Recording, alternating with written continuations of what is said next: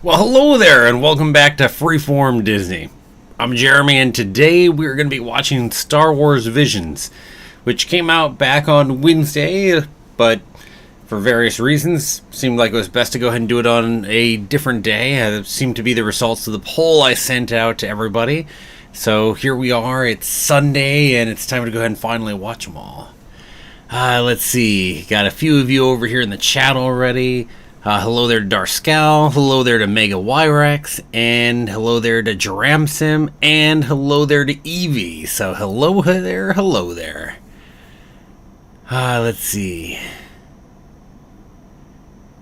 Evie, you just watched them all yesterday. Cool, cool. Yes, and for me, this is where the fun begins. Are these canon? No, they are not. These are not canon at all. So they can do whatever the heck they feel like, really. So, kind of freeing in that sense. So, yeah. Unlike What If, which was originally advertised as not being canon, but apparently is canon. So, on the Marvel side, canon. On this side, though, over here for Star Wars, not canon. But again, it could be pretty dang freeing to have that, which is a nice thing over here on this side. And hello there to Donald Redrow as well. Hello there, hello there. So yeah, Star Wars Visions. We have 9 of them, and it'll take a little while. Even if we were straight watching it without any breaks whatsoever, it would take almost 2.5 hours. So there's a little bit there. So a little, like a good length feature-long movie right there. Something like that. And Mega Wyrex has seen them already. Very creative, yeah. I mean, certainly the looks I've seen already before watching it certainly looks like they could definitely go that way.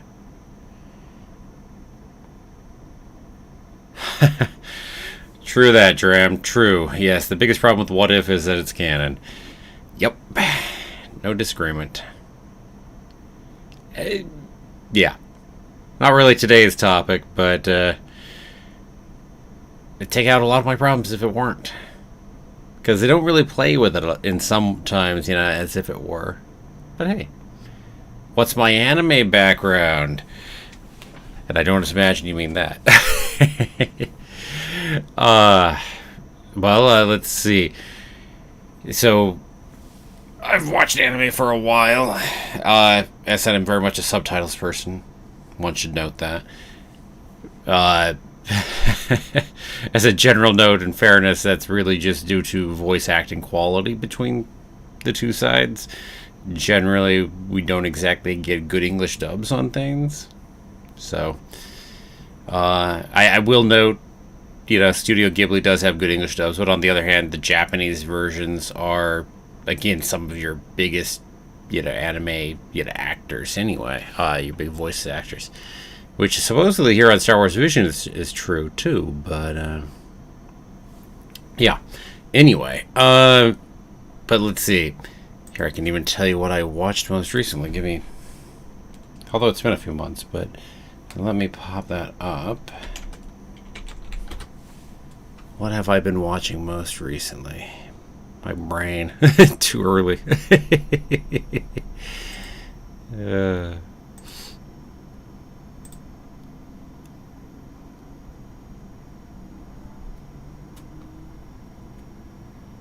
Let's see. Yeah, we got a few minutes. So what about everybody else? Big anime watchers? Or Mega Wyrex says the dub isn't bad. The original's on another level. Yeah. Often the case right there. Want there.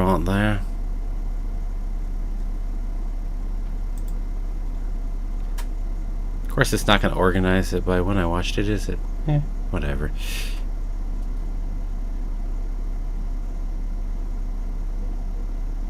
No, doesn't look like it'll organize it that way. Fine.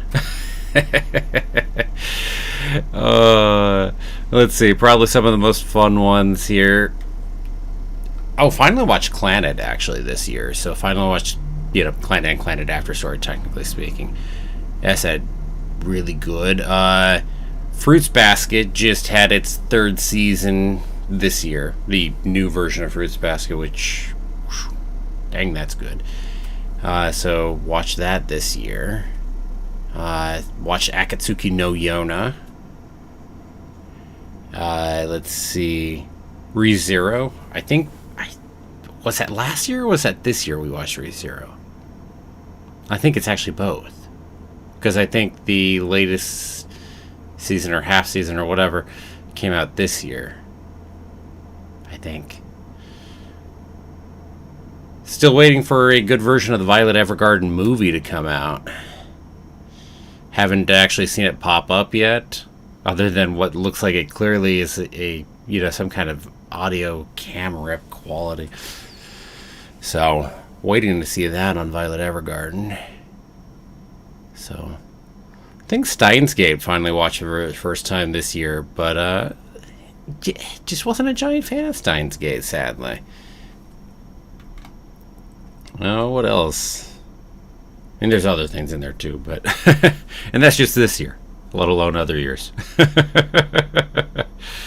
so yeah.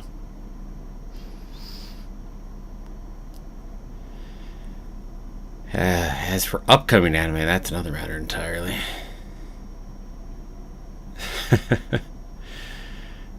Although, as far as upcoming anime, like I'd like to rewatch Monster someday.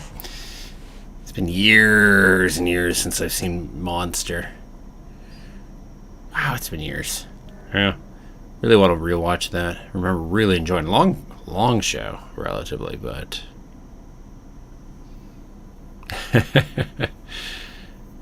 certainly, based on my memory, still one of my favorites. So even if it's been a while.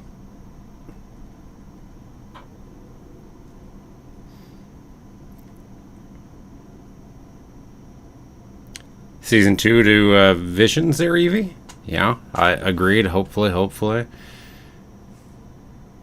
See, that or about one of the things that's mentioned.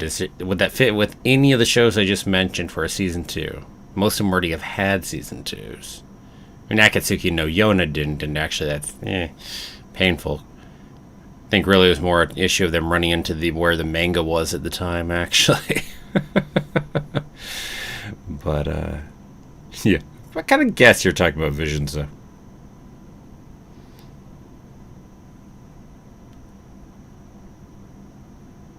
Let's see. Donald, when is Ralph Breaks the Internet? Ralph Breaks the Internet will be watching that in about 4 hours. So this first, a little bit of a break, go grab some food, whatever, and then we'll go ahead and do some Ralph Breaks the Internet.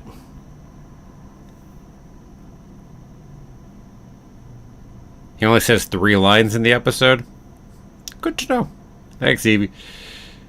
So not really a Boba Fett episode, just an episode that Boba Fett is in. Gotcha. Okay. Or briefly in.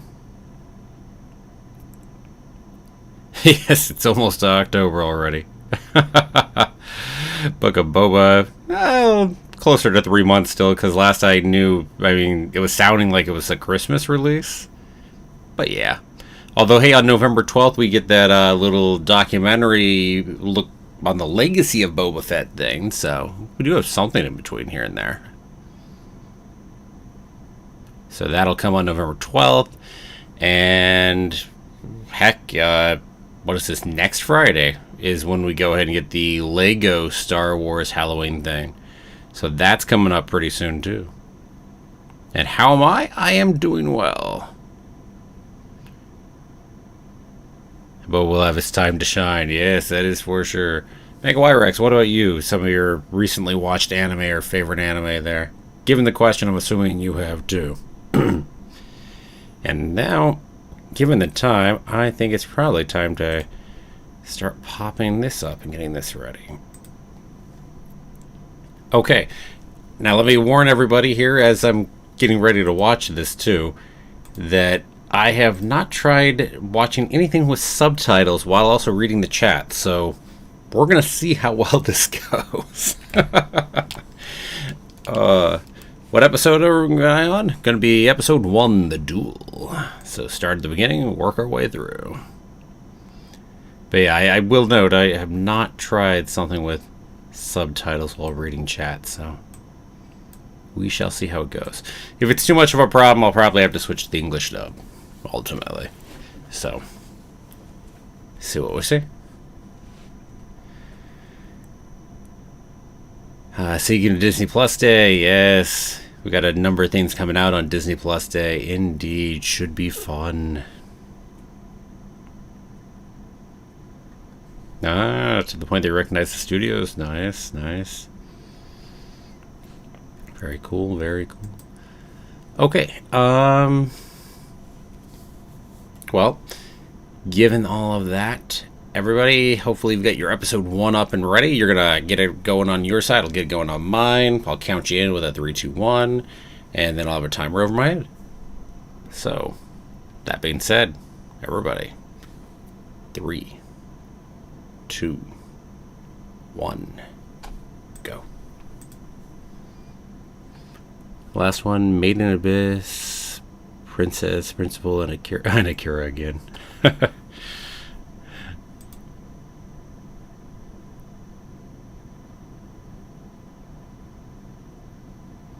think I've only actually seen Akira once. Good movie. Punch it. Hey, gotta be careful. It's not like dusting crops after all.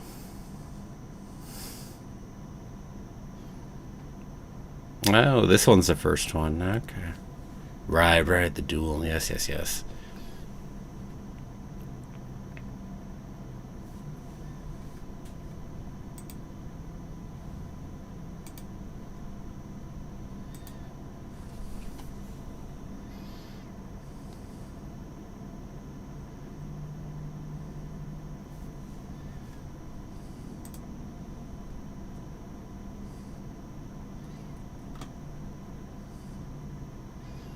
I wish there was an English subtitle option that wasn't closed caption, because I don't need droid beeps. I can hear that and, just fine right there.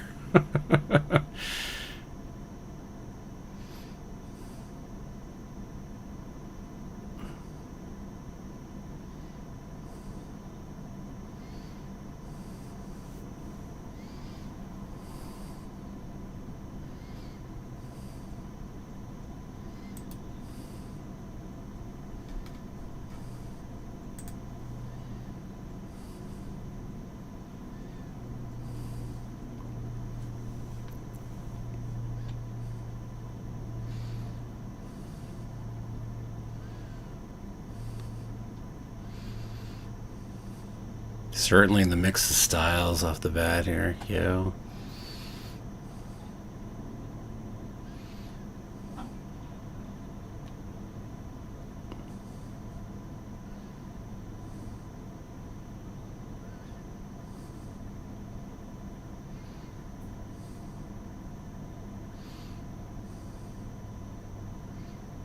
Yeah, Last Remnants of the War indeed definitely seems post-Imperial, huh?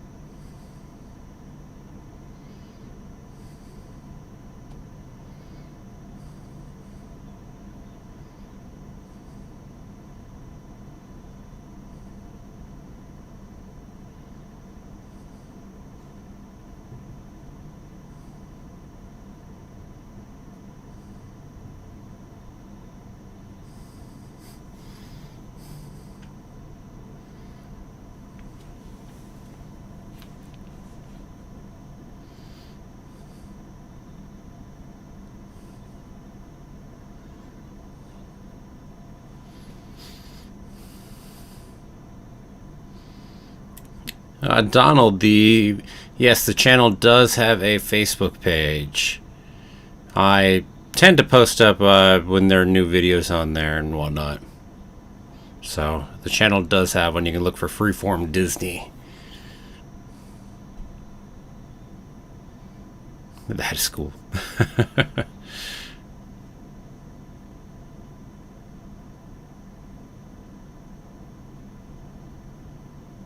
Hey, you missed when the Separatists built that thing. I mean, it's an old holdover from an even older war right there.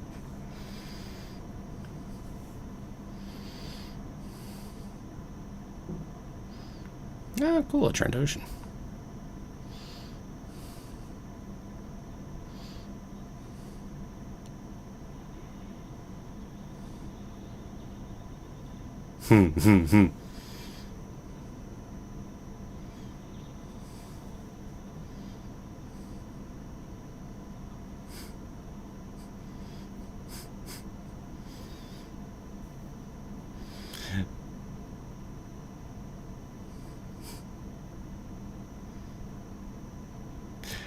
I mean, no doubt the droid feels R2 references here in a number of ways, and it's acting and getting shot now. Oh god. It was the Sith helicopter for a moment. Although she was just kind of going down slower.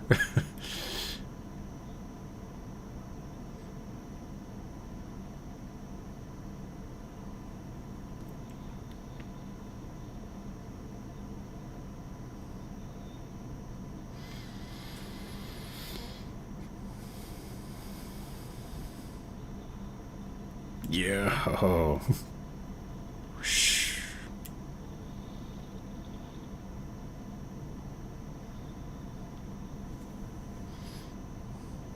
Ooh, the yellow shots. Yeah, no, it's fun. I like the yellow shots.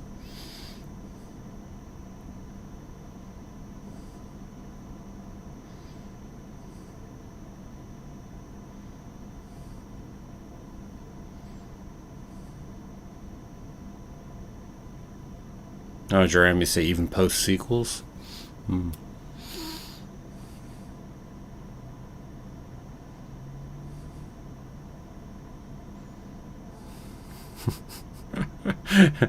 That was just for show. I gotta get rid of that here for a real duel.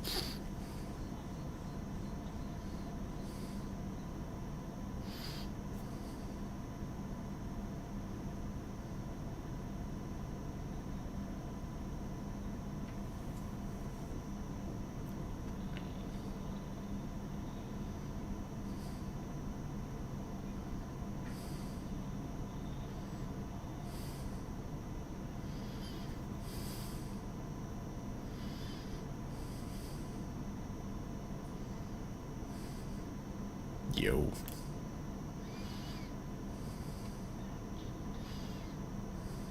Power of the Force to hide that hair underneath there.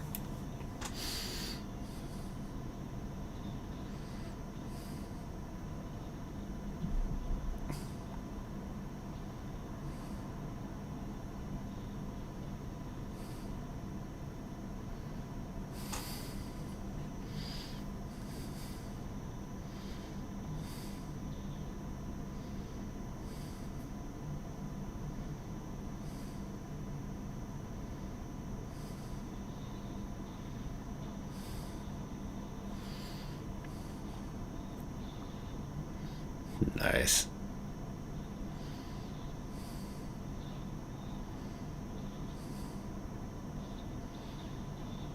Loving the music here too.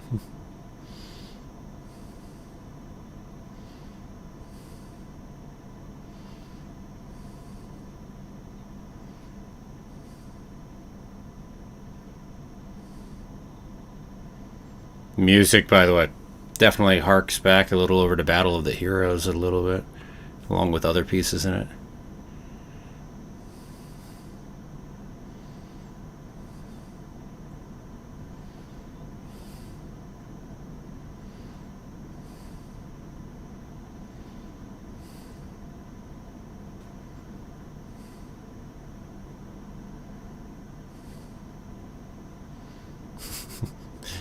One of those, fight fair. Why would I do that?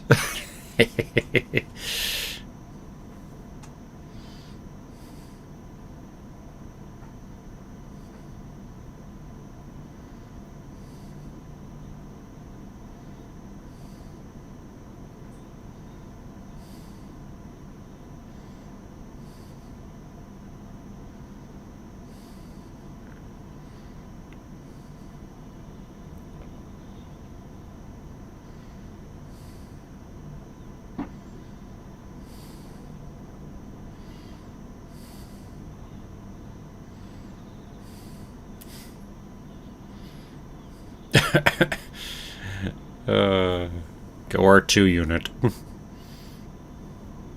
I'm assuming it's not supposed to be R2 himself. I guess it could be. Assuming it's just an R2 unit. Could even be an R3 and R4. Who knows? Hard to say.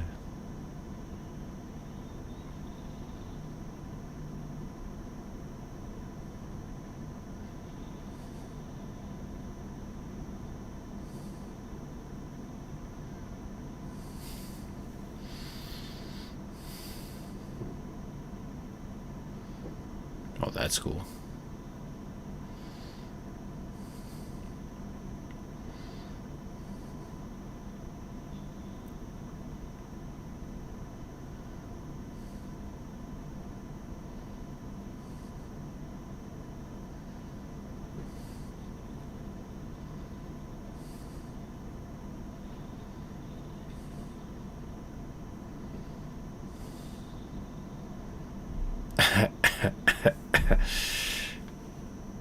Ouch.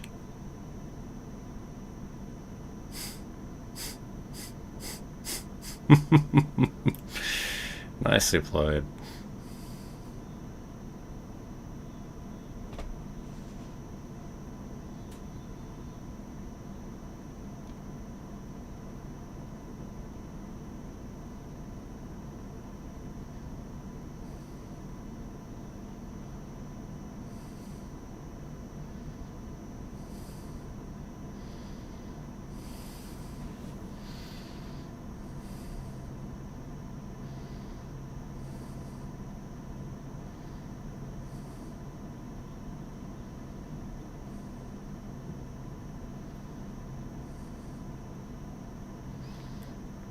Let's see.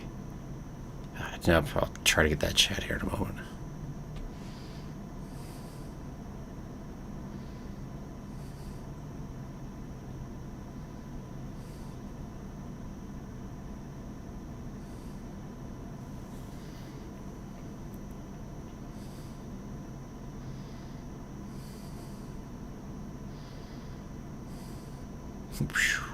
Just a few.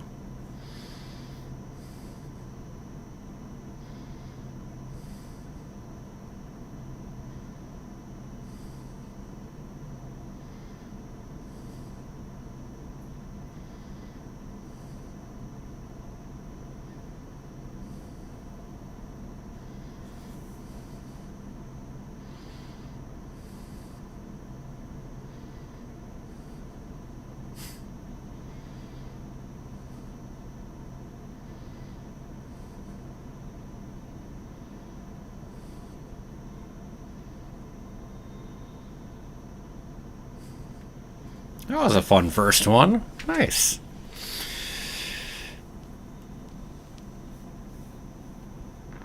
I was right that I'm not able to keep up on the over there on the chat as well. I'm able to kind of keep up with it at certain points, but certainly if there's much talking, I just can't make it over here enough to read it. Alright. Let's see some of the other. Let's see. First Order Stormtrooper helmets and Kylo Ren theme. Yeah, you're right. Only episode, let's see, you would put in your personal headcanon, and you'll explain why after the episode that it's also your third favorite. Oh, cool, cool. I mean, sure, this can fit in the headcanon. Nothing in here that can't. If one wanted to. Donald's got his own Disney Plus. Nice, nice. Nice cut, G. Oh, yeah, back in there. Your say sounds like a mix of Star Wars and Vikings from the History Channel. I have not actually watched Vikings, so couldn't make that bit of the comparison there. Do I have an iPhone? And what's my number? Donald, you been hacked over there? If you're expecting me to go ahead and shove my phone number up into a chat. Let's see. Hey, Darscal's back. Hello there. It's like I noticed you had something in the chat at the very beginning. No worries, you only missed the first one through. So just the duel just finished, so about to head over to Tatooine Rhapsody. A Sith Hunter, yes indeed. Would be cool fun. Very different animation styles. We're getting ready to head into Tatooine Rhapsody next here. I'm going to start getting that ready because I want to make sure. I'm not sure if it'll keep the Japanese or I'm going to have to reset it every time. Oh, good. No, it did keep it. Wasn't sure. So. I still wish there was an English subtitle option that wasn't closed caption, but yeah. Can't have everything. Got the timer reset so it's ready. So the duel. No, that definitely like the duel. And I really do think they were intentionally referencing Battle of the Heroes a little bit with the music while they were on the log in the river. I mean, again, there's a bit of the whole river of lava echoing, so I don't think it was unintentional. So, in that way, you're referencing all kinds of different things. You reference the sequel trilogies with some of the Stormtrooper stuff, the originals, especially with our droid, and the prequels with some of the music and the fight on the log, and then all kinds of new stuff too.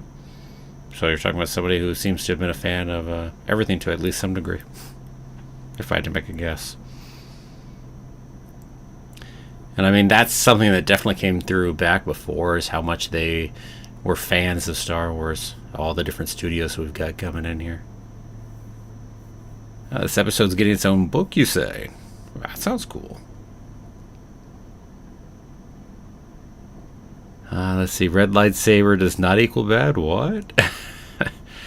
Well, that seems to be a thing in... I mean, that's new canon of Star Wars. Post-Disney era, really. I mean, it didn't used to necessarily have to mean that in that same way. It was shorthand from the original movies, and that's where we got to that kind of thing anyway. But we used to have a lot more flexibility in terms of the colors, not that they had such a solid, specific meaning. So, and this not being canon means you can do whatever you want anyway. So, sure, why not? That was your favorite episode in the whole show, you think? And your second time watching here? Nice, nice. Nah, I said fun. Love the duel. Love the finish. Had to make it bleed.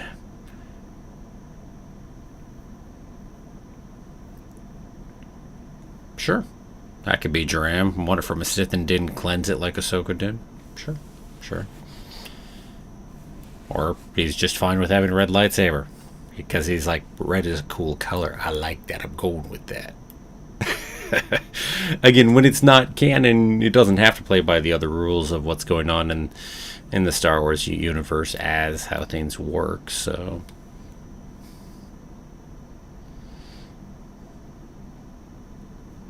yeah. Well, you're saying Mega Wire X, yeah, it would make sense there that lightsabers are handled in a lot of different ways in Visions. Again, when it's not canon, and you don't have to be tied to all of those rules we've set up in the current canon, then why be stuck with it? Yeah. Indeed. Started very well. Oop, and the message is gone. So first time for you too, Jaram, then I'm taking it, maybe? I know Evie and Mega Wire X and Scal, you've all watched it before. Sounds like once each, maybe. Some new and some from the 70s. Yeah, cool. Okay, well. Let's go ahead and go ready for Tatooine Rhapsody. Being that you said Boba's only got 3 lines, I'm gonna stick with Japanese on it. I mean, if it was really like a Boba thing with Tamir Morrison, I would have gone English, but given that it's just 3 lines or whatever, yeah, I'm not too worried about it. Dram, you waited till today. Oh, cool. Well, that's nice. So, hey, don't get me wrong, everybody else, you're cool too. Okay, everybody, let's get ready for episode 2. So, everybody, on a count of 3, let's get going in. Whoop, let's put it over here. 3, 2, 1, go. Alright, Tatooine Rhapsody. Back to our favorite planet in the entire galaxy. No one's favorite planet unless you're the people making Star Wars, right?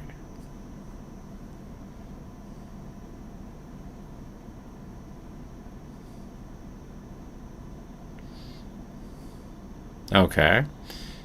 Well, we got clone troopers and droids. Little battle droids.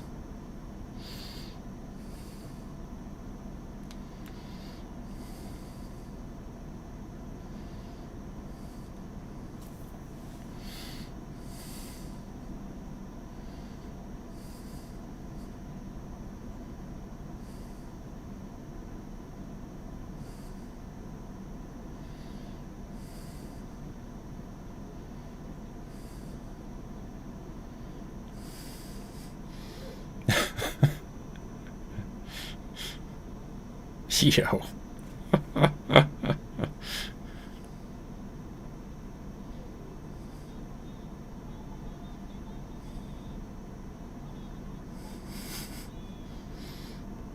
Interesting way to open this up, huh?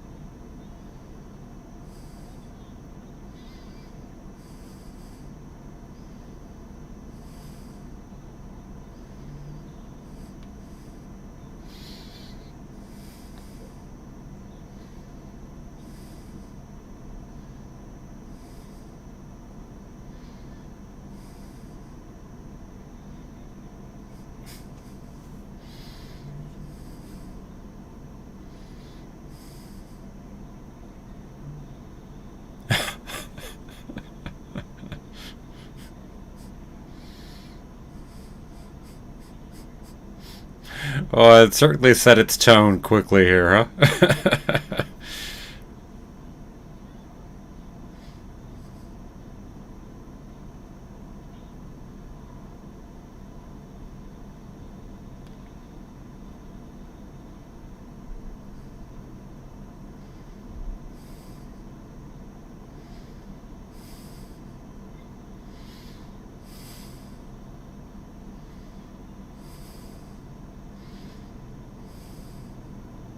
When you are packing and ready to go in a heartbeat, huh? That animation style on Boba. Fun.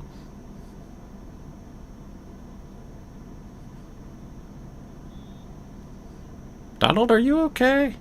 I really am starting to wonder if your account was hacked here. I mean, congrats for adding Freeform Disney over on Facebook.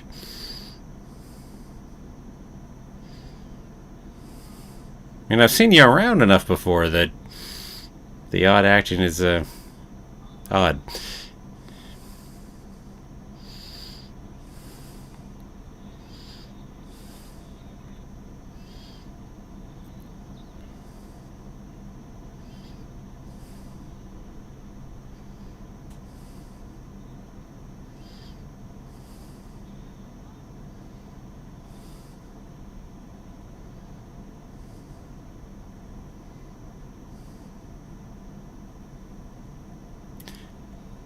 See, why don't we get more things set on Hoth? Hoth is cool.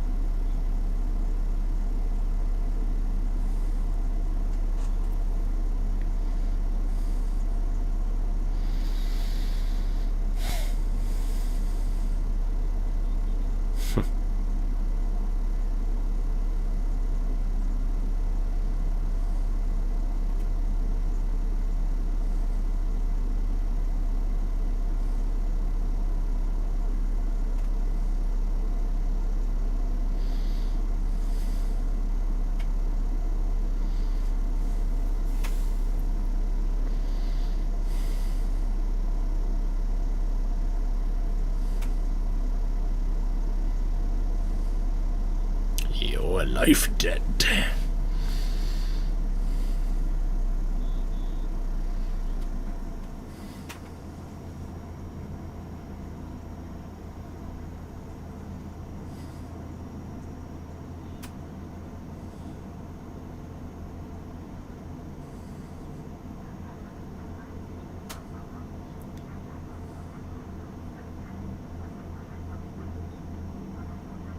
Megawire spoilers are not the Jedi way. Yes, I appreciate that. Definitely. I appreciate all of you not putting any spoilers in the chat or anything like that. Definitely, definitely.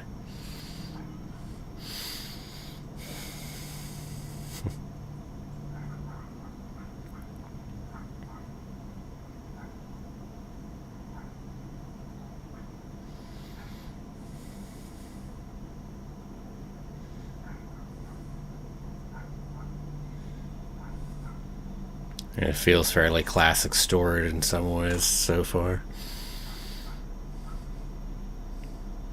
Pod racing. Or not.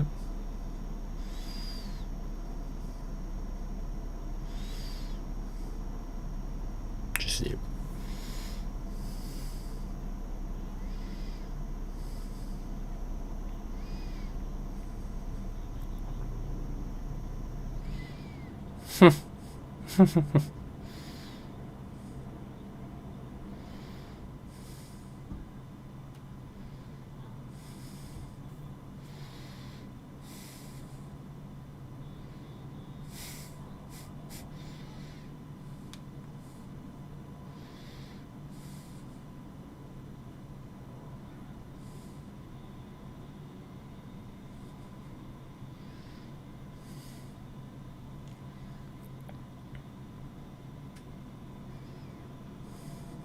Now this is not pod racing.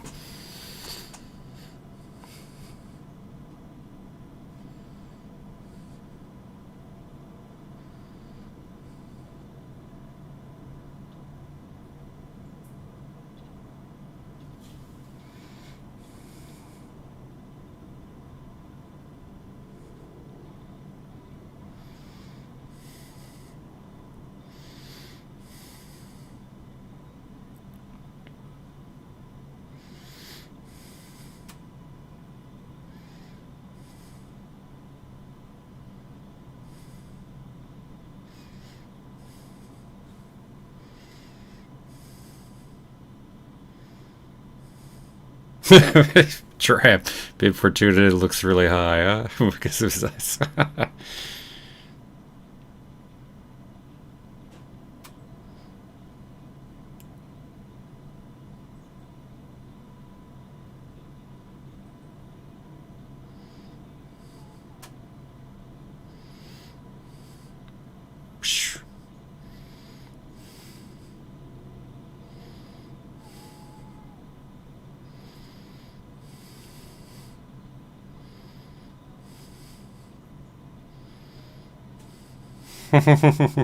Little band reference there.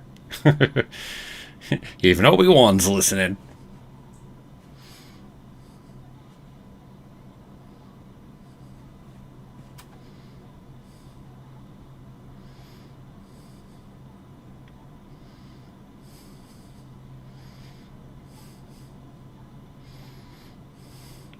I love Jabba's tail dabbing to the beat.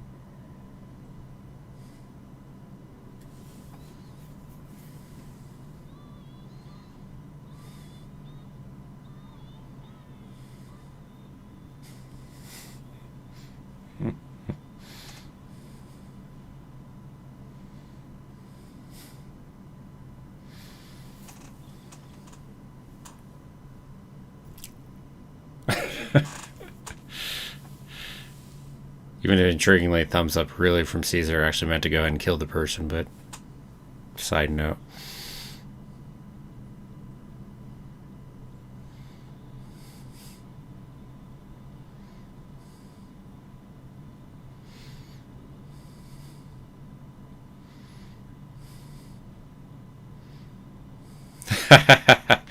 Aggressive negotiations. With a lightsaber. I mean, that's a microphone, but it counts.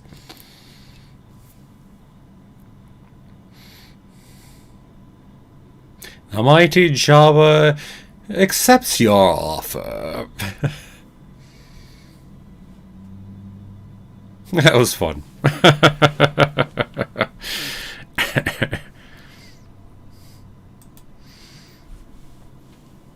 Definitely enjoyable.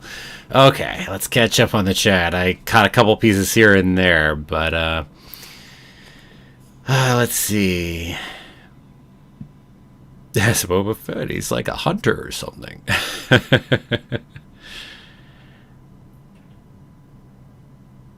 don't know what's going on with Donald here. Moving on. Dram, let's see. Through her cannon, it would definitely feel weird. No kidding. If it were canon, it would definitely feel weird, but it's not canon, so who cares, man? It's fun. And it certainly was a ton of fun. If it were canon, it would stretch the believability more than a little bit.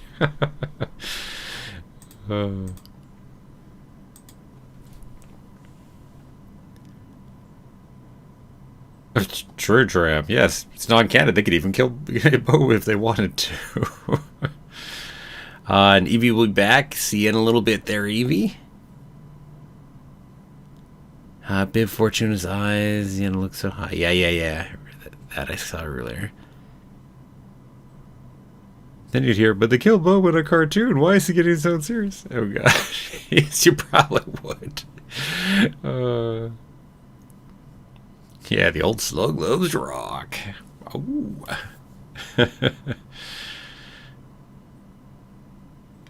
That's probably wise, Jerem. Probably wise to ignore a lot of the stuff the Star Wars community says. For what it's worth. Don't get me wrong, the Star Wars community is a good community too at times, but man, it can be messy.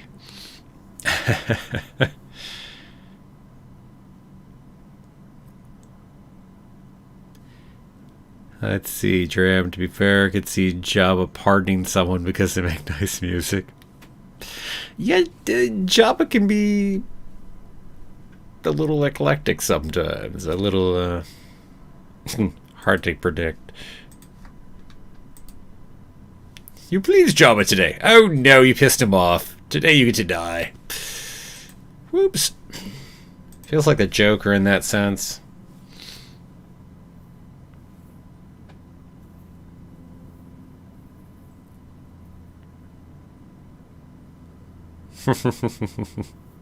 What did you say?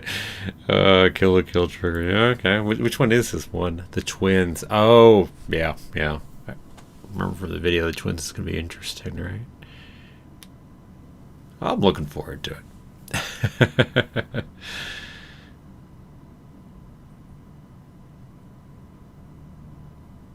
I mean, nice. I mean, hey, when people are really rich, you call them eccentric for what they do.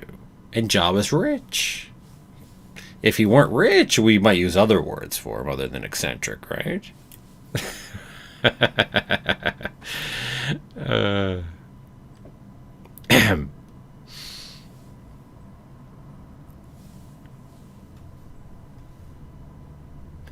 Okay. Let's see. I've got the timer reset. I gotta get ready for that in a second.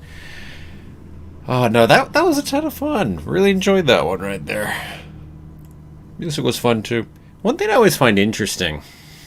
I don't know if you're all. Let's see. Are y'all English speakers in here natively? I have no idea. No idea. I am, but one thing I find interesting. English being as dominant a language as it is, but as a native English speaker, it's always interesting to catch words from other languages, when other languages will just use an English word here or there, which of course is true for a number of other languages too. Not like English doesn't have plenty of French words in it, for instance, or some Spanish words and whatnot too. But Poland for MegaWireX. I think Jeram, are you German? I think Jeram, maybe you're German. Yeah. Anyway, but it's interesting, for to catch those different words in there. Like, hey, yeah, was being put, was done there dancing. So it's interesting to see which ones and try to figure out why sometimes. Idiomatic expressions tend to. That's true, for other things too. Germany, yep, voted today. So, yep. So a couple of Europeans in here. Cool, nice, lost, yep.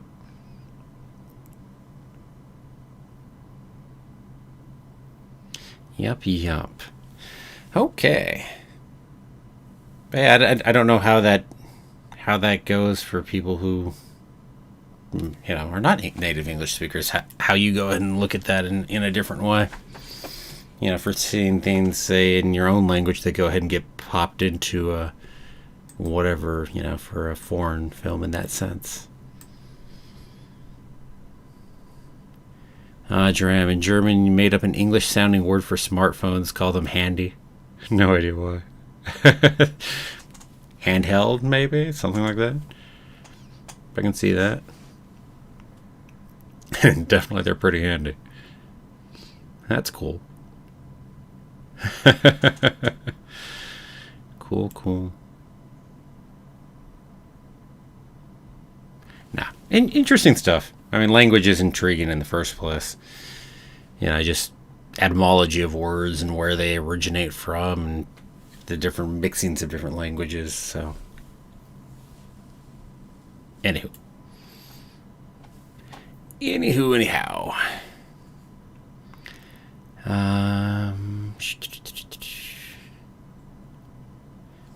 Oh, interesting. Jeremy said using English words gives some stuff a modern vibe, quote unquote. Interesting. Okay, I can see that now that you say it. Okay, given that kind of context, interesting. Like in hardware and software. Huh. Interesting. See, learn new things. Yeah, it's like that makes sense, but wouldn't have thought of it in that kind of way. Okay, let's see. Let's go ahead and start into the twins. Okay, this will put us a third of the way through already. Wow. Racing on through. Alright, so everybody, let's get ready to go ahead and start up the twins. We're going to start it in 3, 2, 1, go.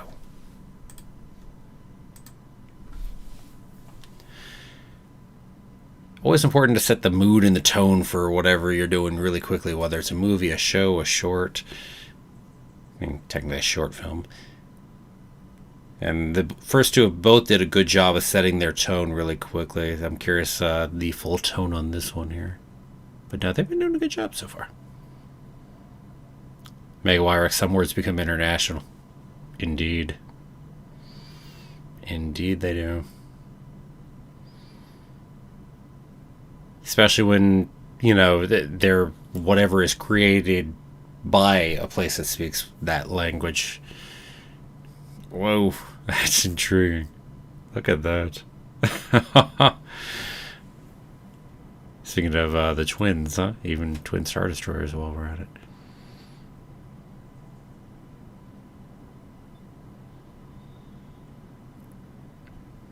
Like Lockdown. Oh, interesting.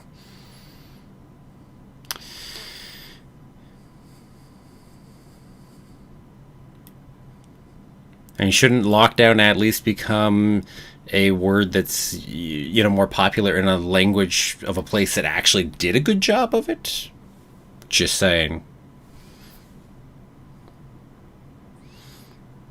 I mean, as far as English-speaking places are concerned, okay, in fairness, New Zealand did a good lockdown. And Australia, at least in certain areas, did, and then eventually kind of figured it out. But the US and the UK don't seem to understand the very meaning of the word lockdown.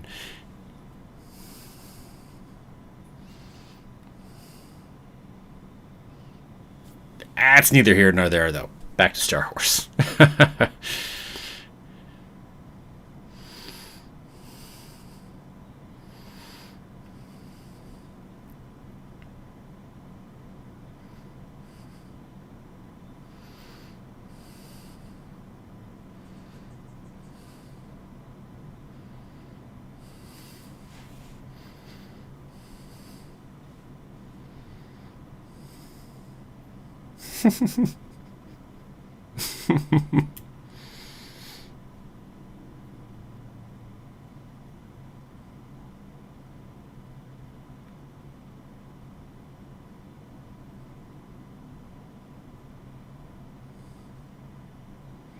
That English translation on the bottom on the subtitles was very different from the Japanese, at least in the order of where it came, because Dark Side was.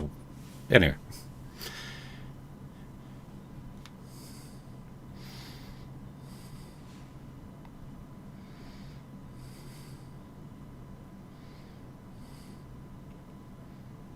Cool.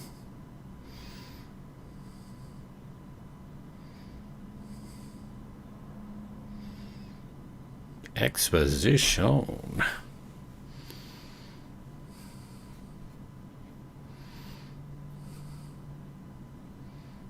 Kind of cool that they're channeling it through themselves, huh?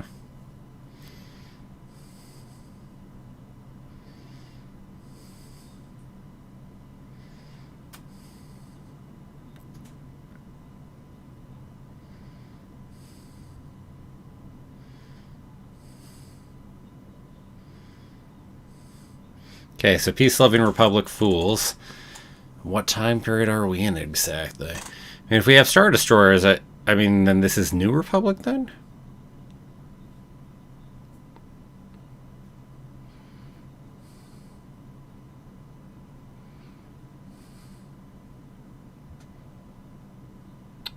I mean, given the Star Destroyers, given some of the designs like the chairs and whatnot in there too, and the droids, etc., I've got to assume this is New Republic.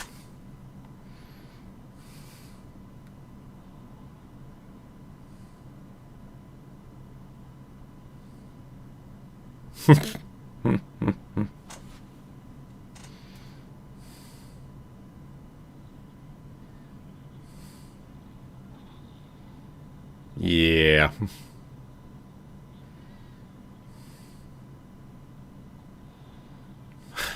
So sorry. Must be going.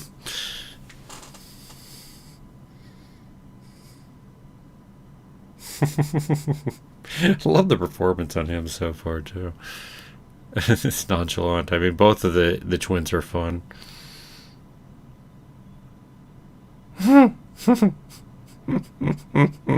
It's a little more firepower.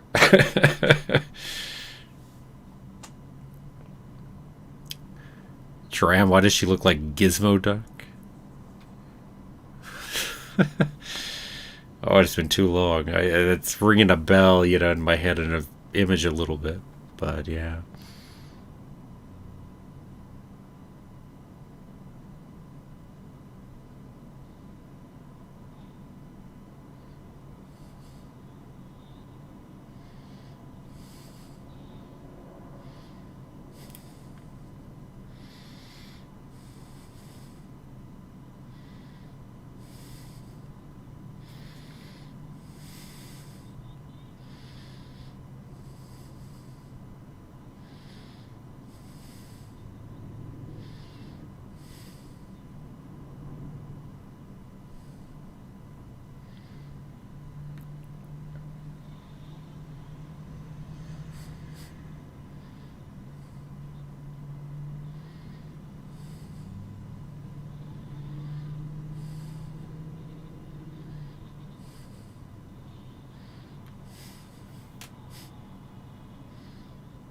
Nice.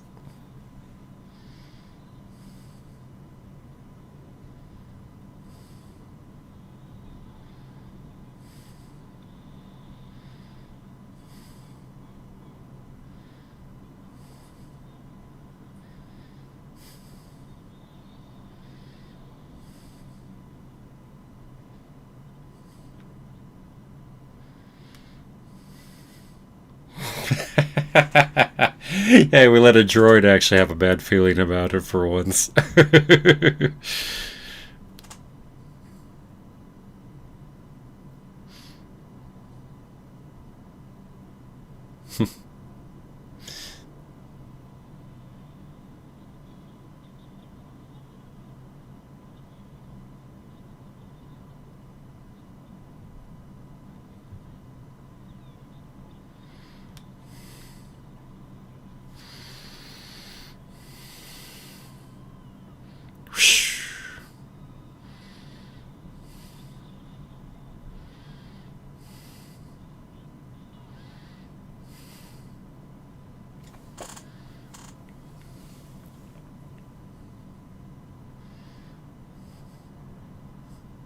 Of how he's just out in space on a Star Destroyer.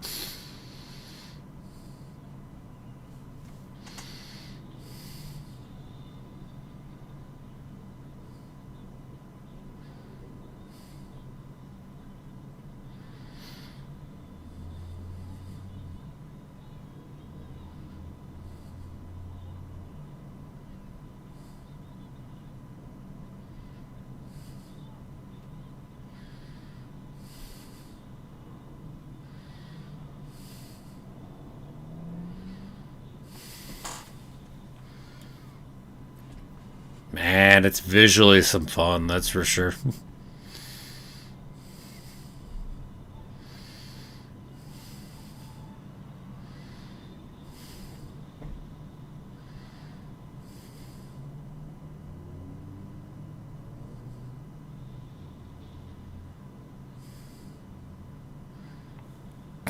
Nicely knocked her helmet off there so we could actually see her face.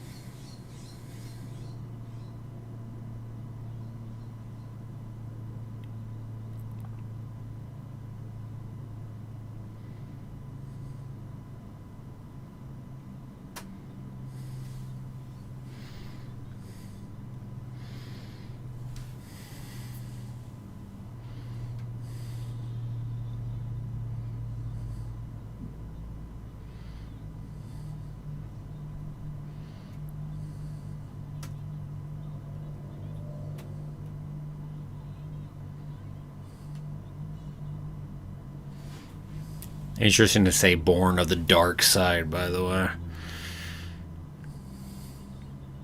Like the dark side specifically gave them her. That's interesting.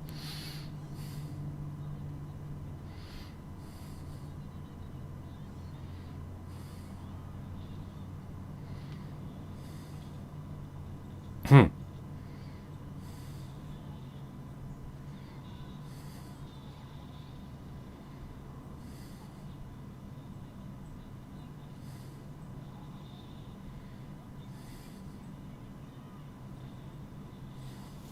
Oh, jeez, that is cool. Like we got these giant lightsaber whips going on.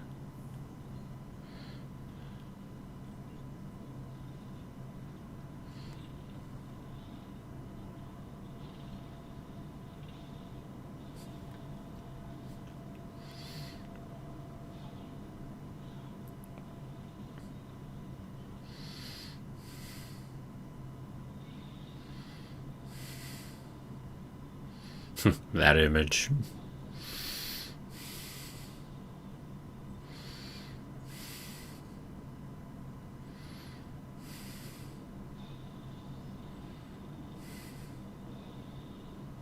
You thought Grievous was cool with 4. Here's 6.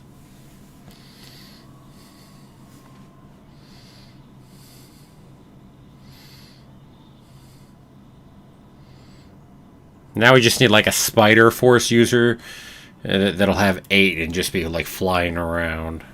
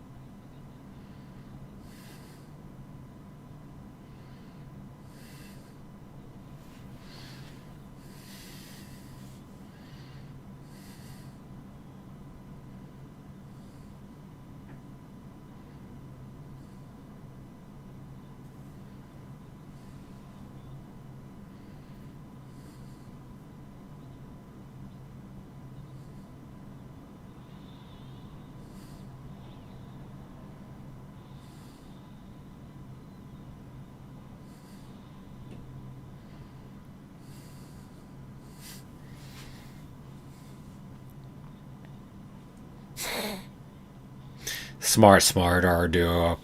Nice quoting Yoda right there. No, anti-quoting Yoda, rather. Point being.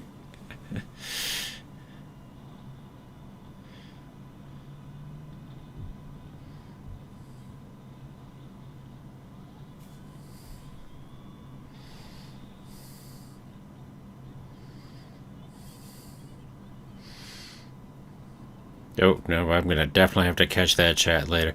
Tried popping in, but it looks like I'm in the middle of something there.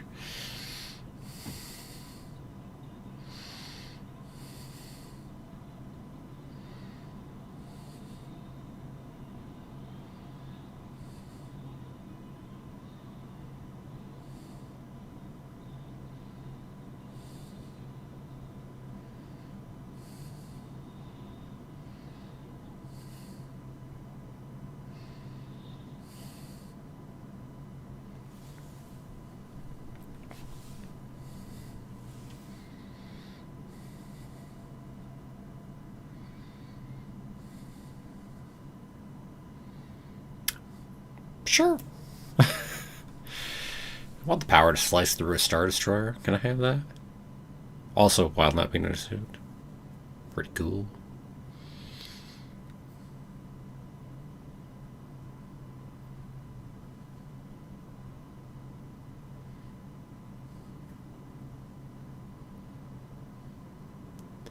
Let's see.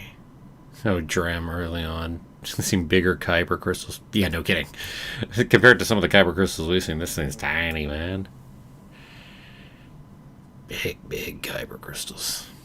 Both Rebels and the Clone Wars arc that wasn't made both had much larger Kyber crystals.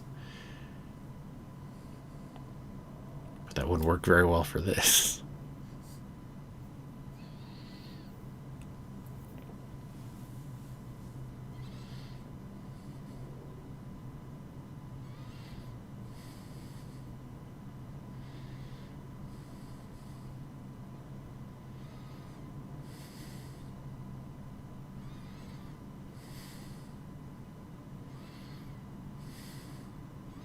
That is a cool shot. I'm sorry, I remember seeing this shot in the promotion stuff for it, but that's still a cool shot.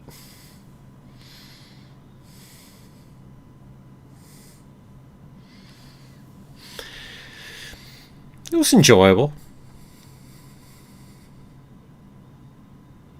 I can hardly say it was, one of the best, but it was certainly enjoyable.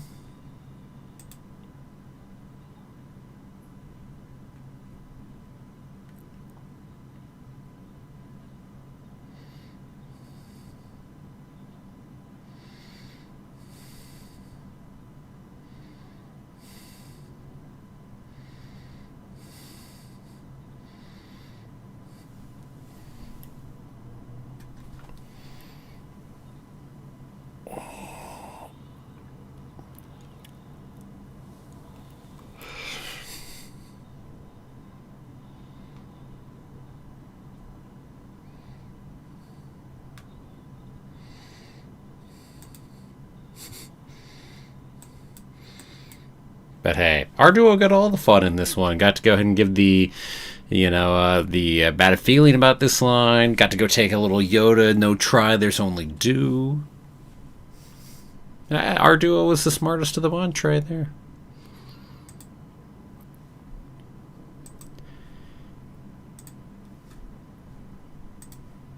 As always, make sure I've got my settings right. Kill this, and let's go catch up on the chat here that I definitely fell behind. It's like I definitely can't keep up as well on it with subtitles, but that's okay. I try to keep up as much as I can. Let's see, what do we got? Yeah, the Gizmo duck thing. It's another Death Star, no kidding. Yeah, that was the idea. You were asking, is it between the originals and the sequels? Yeah, that seems like the time period to me. Because we talk about the Republic and whatnot, so very much it feels like we're talking New Republic probably, and post-Empire, but not the Empire having been fully gone yet. Not in that weird kind of way it was in these sequels. After all, in the original EU, the Empire wasn't really gone for, well, I mean, if you want to say it was really ever gone, but just kind of shrunk more and more and more. Let's see. Oh, yeah, right now, First Order Stormtroopers. Supposedly created by Exegol cultists. So this is really the Republic after it's reformed after the sequels. Oh, that's intriguing, as messy as you think about it, yeah. Yeah. But yeah, the OG era X-Wings, who knows? Hey, when you can play with it however you like and take the pieces you want to take, huh? Yeah, didn't let K2 have a bad feeling in Rogue One. Mm-hmm. This trigger air and wind in space is a normal thing. Yeah, true. I mean, point here, though, being Star Wars, so. But yeah. And again, it's fine. So. No worries there.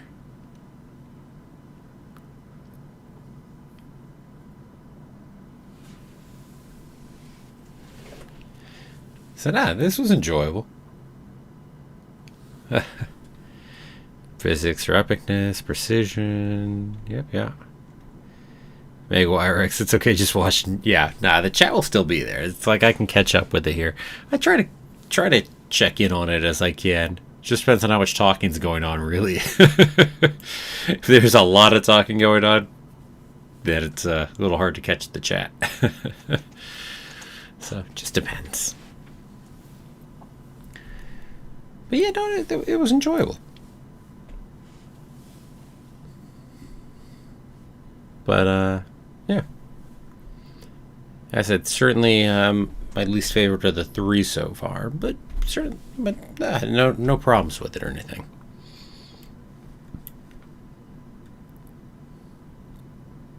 I mean, I could go take a sequel to that one sometime, see where it heads, in the future. Which, more so than either of the other two. The other two, I mean, are really, I don't know that I'd want to see a sequel. They were really good in and of themselves and what they had. This one, the third one here, really kind of gives me the, I wonder where we'll go from here kind of question. And that there's room for that. So, I could see a follow-up on that one.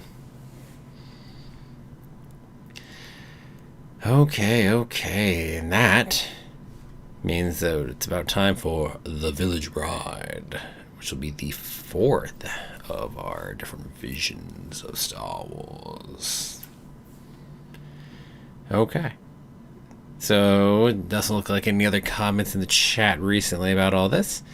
So, given that, I think it will be time to move on and start up into The Village Bride. So, everybody, let's get ready, and we'll start that up in 3, 2, 1, go.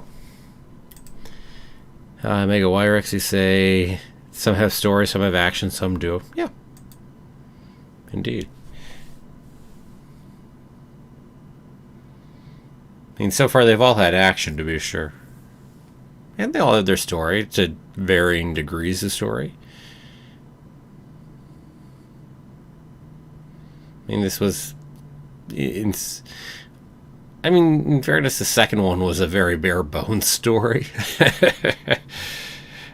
The first one felt more story, even than the third one to me. It didn't have to be as explicit about it as the third one decided to try being, but and that's fine. How intriguing. Yeah, I just started into 4. The Village Bride.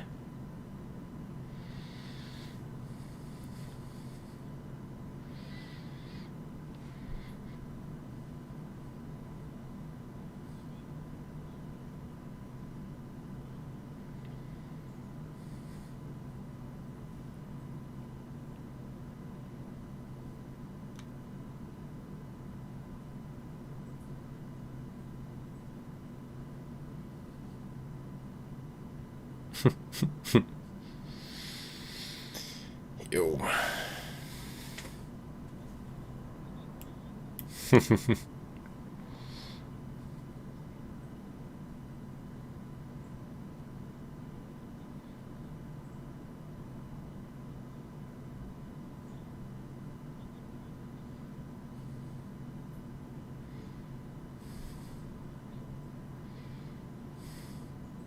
uh, so we definitely were later in time period, post Empire, if I had to make a guess then. Based on the probe droid there. Evie, you say this one is probably your number 4 or 5 favorite, so right about at the center for you.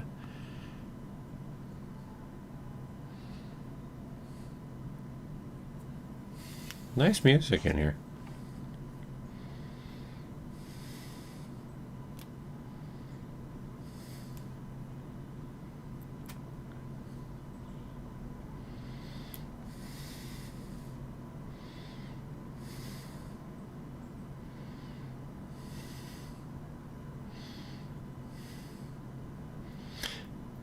You're right. I mean, they said the Empire wouldn't find them, but I mean, post-Empire controlling the whole galaxy is more my feel of it.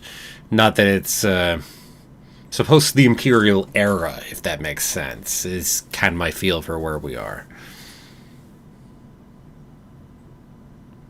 But maybe it is during the Imperial era, because I was thinking more we're talking the remainder of the Empire rather than. But yeah, no, it could fully be the the Imperial era right now. You're right. Hard to tell. But yeah, the early line was that the Empire, asking about whether the Empire would find us here, yada yada, and then we have a probe droid sitting there like that. So yeah.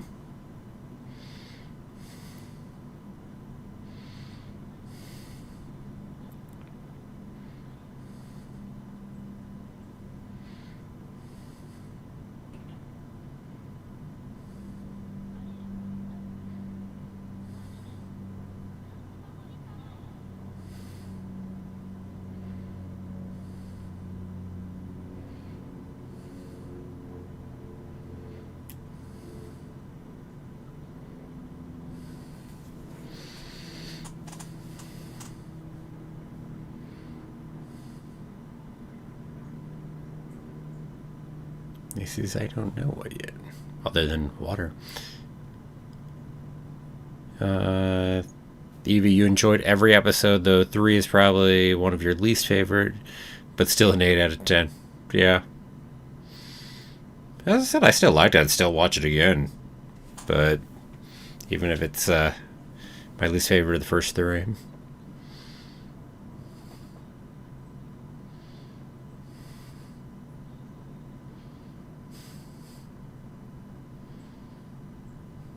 Interesting.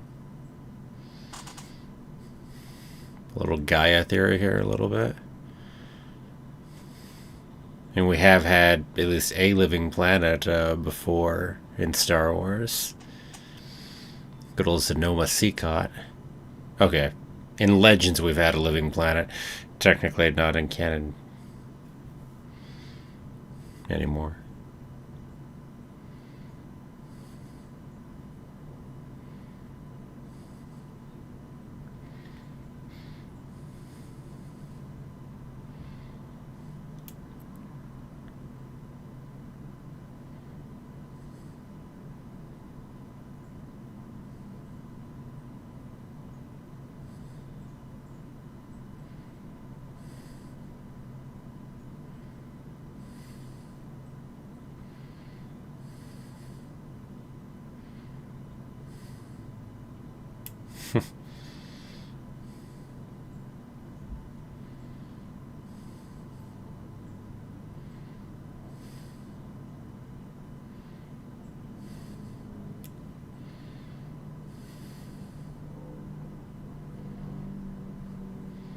I love the atmosphere of this episode so far.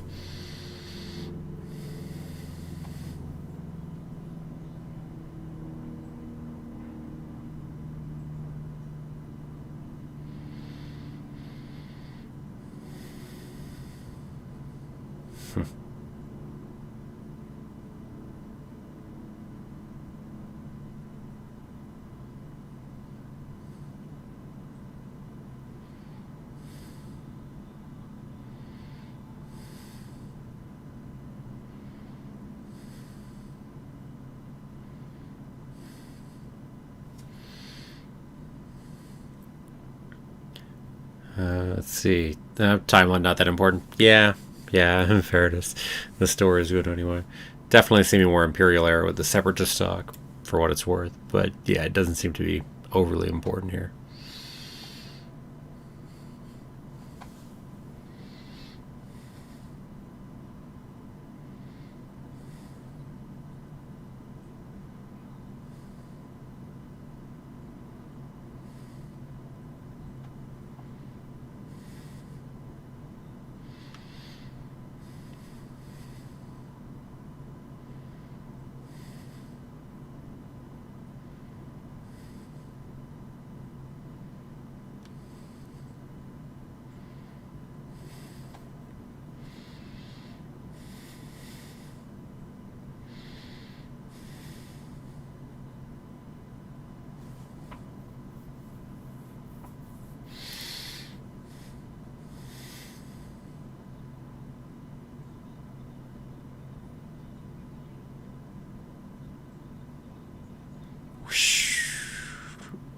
Dang.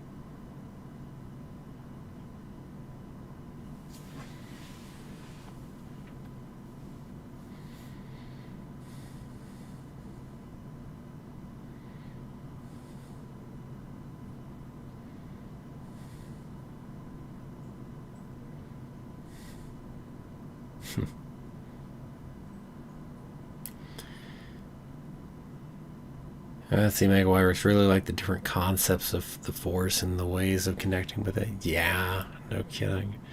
Definitely seen a number of different ones through these different ones so far. And this one too. The name of the planet, I assume, is Magna.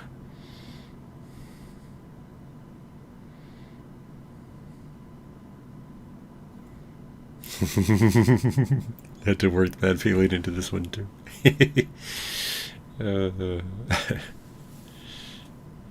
Our Star Wars tropes.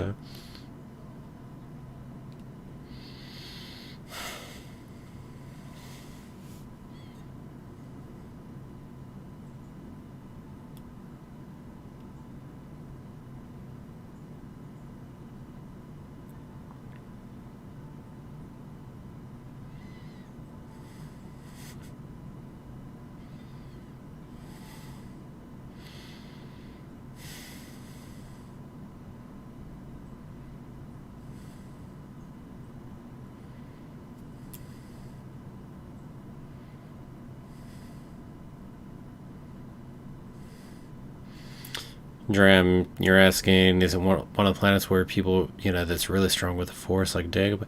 I don't feel this is more like a Dagobah. I feel it's more Sonoma Seacod in that kind of sense. An actual living planet, more Gaia theory to that degree than maybe Gaia theory is an inaccurate way of looking at it, considering, but point being.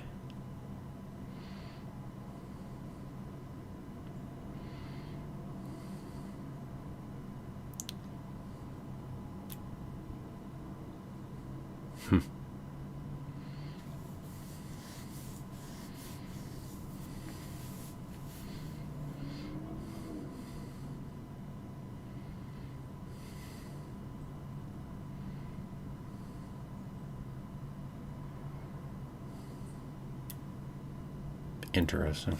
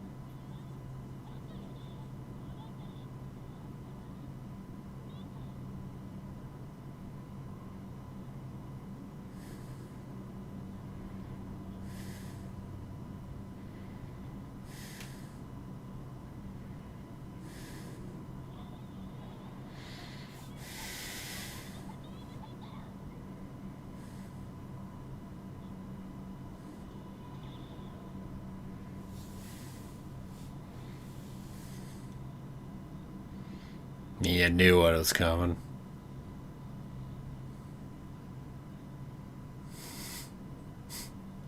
Noise.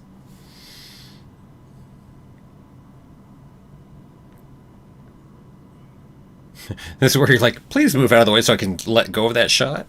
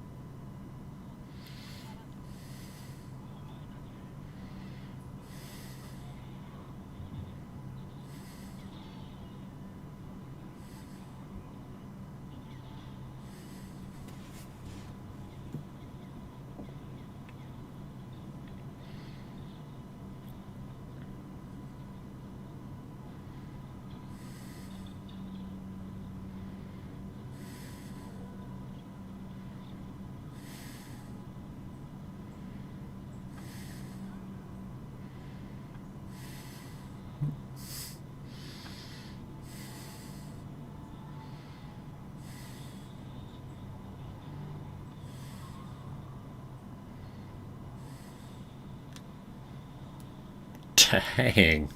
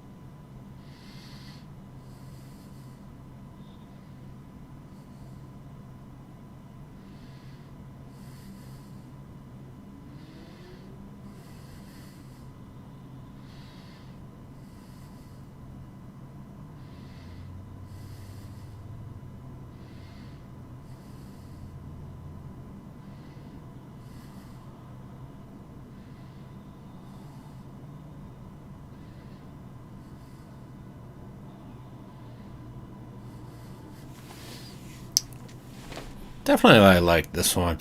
I'd be interested in exploring both halves of that more, both our Jedi and the planet.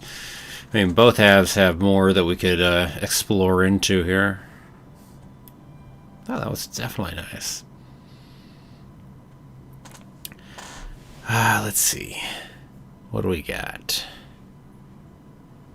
Is episode 5 the 9 Jedi, or is that 6? Because that's your favorite one. I don't know. The 9th Jedi is the one that was originally going to be 2 different ones, if my memory serves, but they ended up putting it in and just making it 1, if memory serves correctly. I do remember that. But, find out in a second.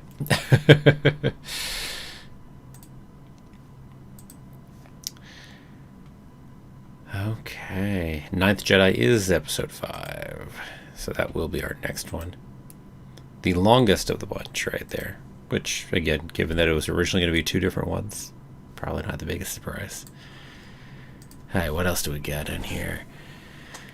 Still only counts as 1. Yeah, true. Nice light katana, yes it was. And, oh, talk about some force speed right there.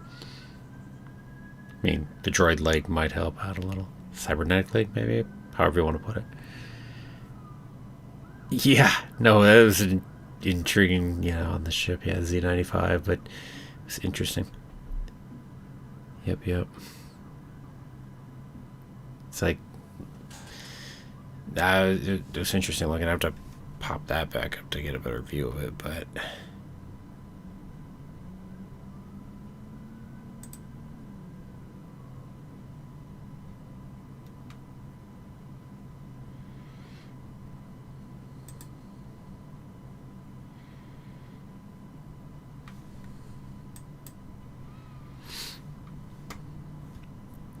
You want continuations of all of them? Yeah, I can see that too. Hey, just because the first and second ones don't need one doesn't mean I couldn't take more in there.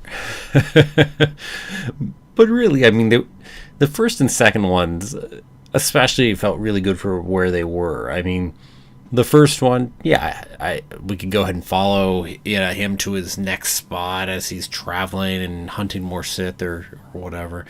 And the second one, I suppose you could continue it, but especially the second one, I don't think I want to see a sequel.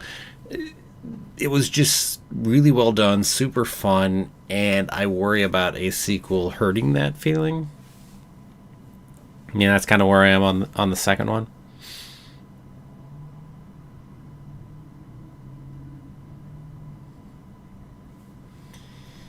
Alright, you're going to make me go look back at our ship in the 4th one.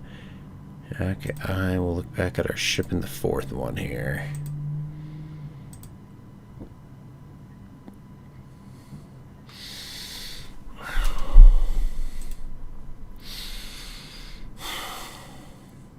That's tricky. I mean, of course, there's some aspect that can be stylized animation in here too. And that can go ahead and screw with what exactly it looks like. I mean, like, those engines are bloody huge looking from this perspective here. I mean, certainly the shot of it up in the air, is another piece to use on it.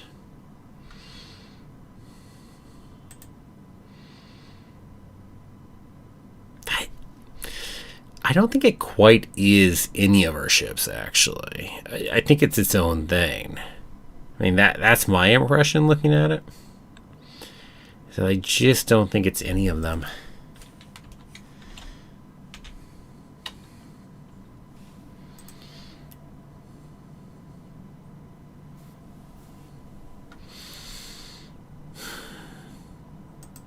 I mean, if I had to go for anything, would I say it's closest to a Z95?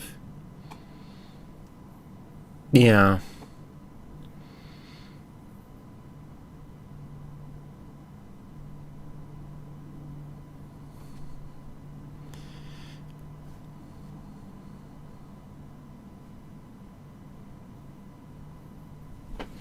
Yeah, I think for anything that's closest to still feels Z95. So maybe it's just a stylized Z95. Or we could argue it's something similar to a Z95 and whatever design they chose to make on it. Yeah. I don't think I can show it over here. Nah. Thought I would show black. Figured as much. If I had this up in Firefox, I could probably show it. But yeah, I think a stylized Z95.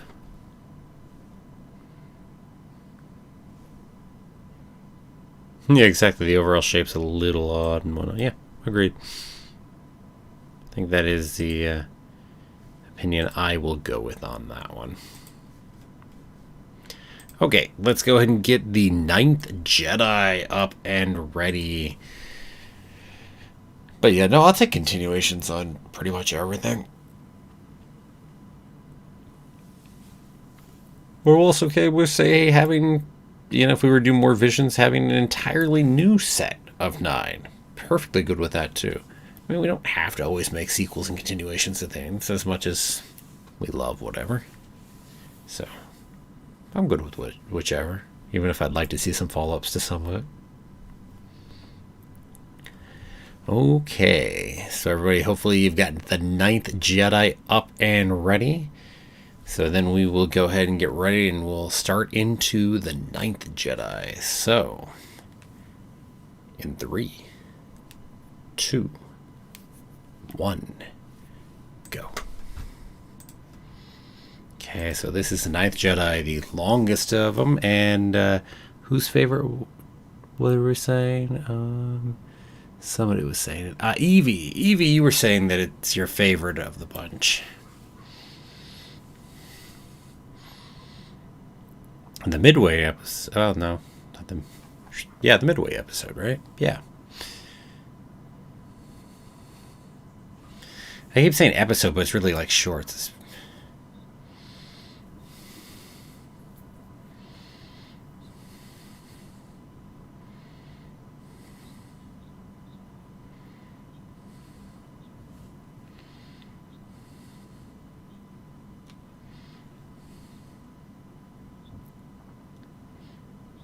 Restore the Jedi. Sounds like we're way off in the future relative to OT. Because we keep saying ancient.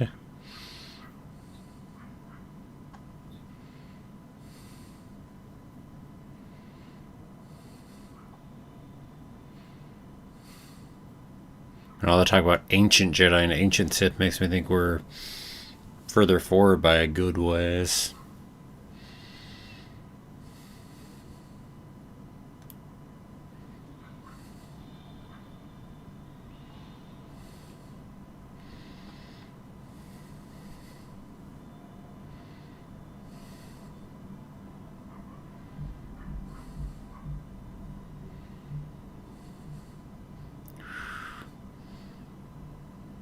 Love our camera work. And I know, yes, it's animation, but it's the essence of camera work, even if it's animation or not.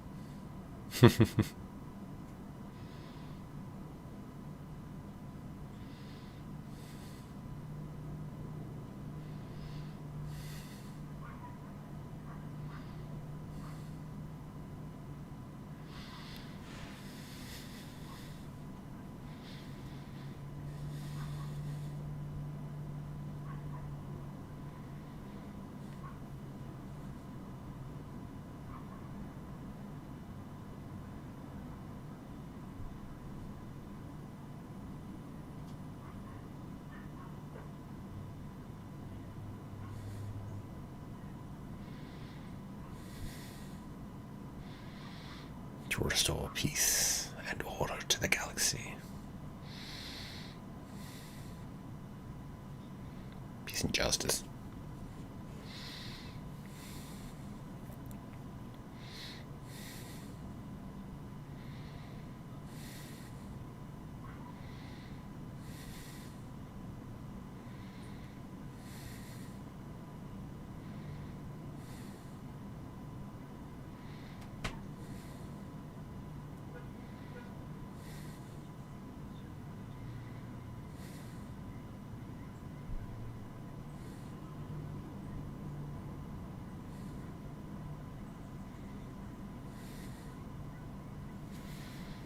The music here, by the way, very OT hearkening.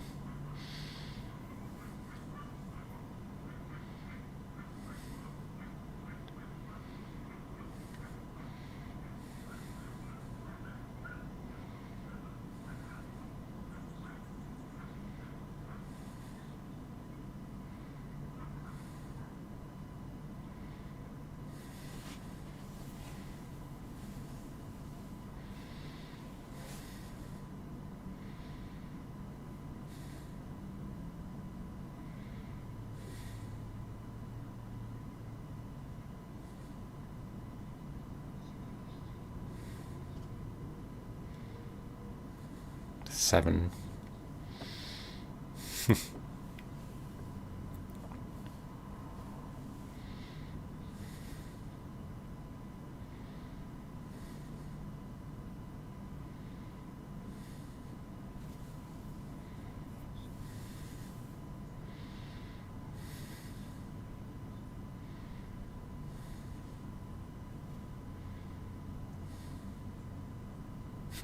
If this many people responded to it, how many Jedi said, yeah, no, that's a trap, I ain't walking into that?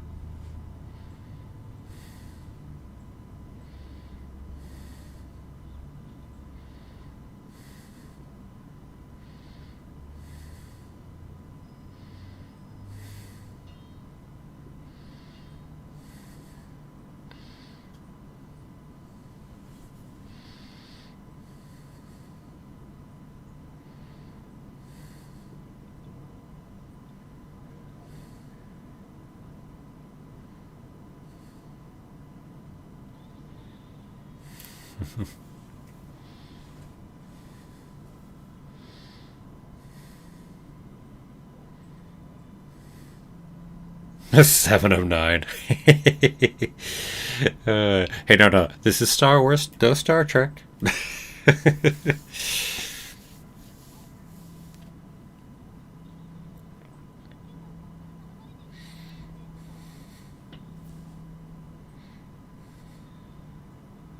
Whoa. That is really long. Look at the color, too.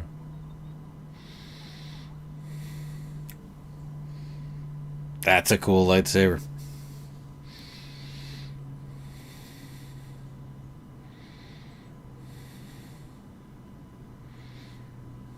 That's cool.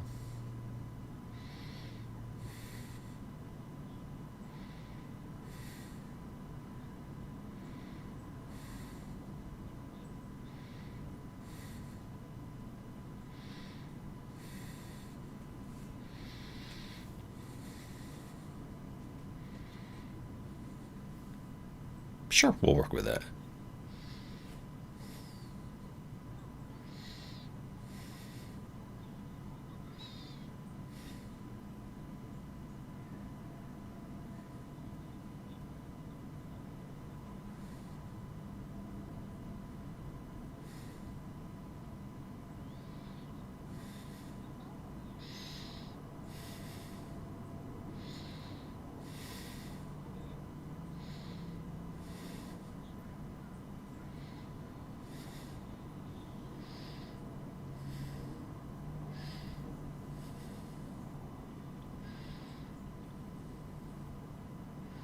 Evie wants a book that explains what happens after this one, after the one we're watching here. Interesting.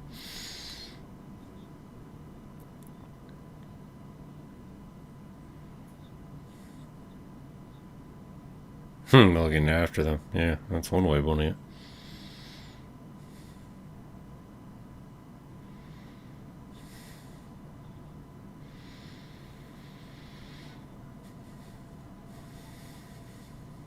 But, you know, I am about to kind of go die while holding the moss, so it probably is about the last time I'm seeing you.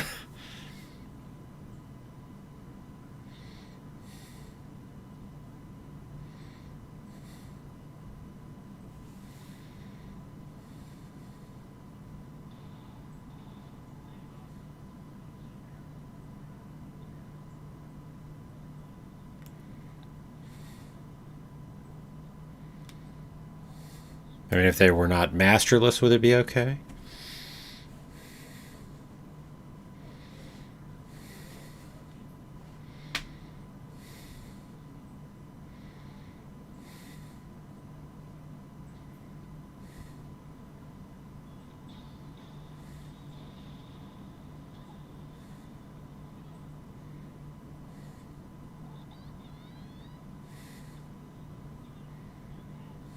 By the way, how he reflected with the sand. Nice.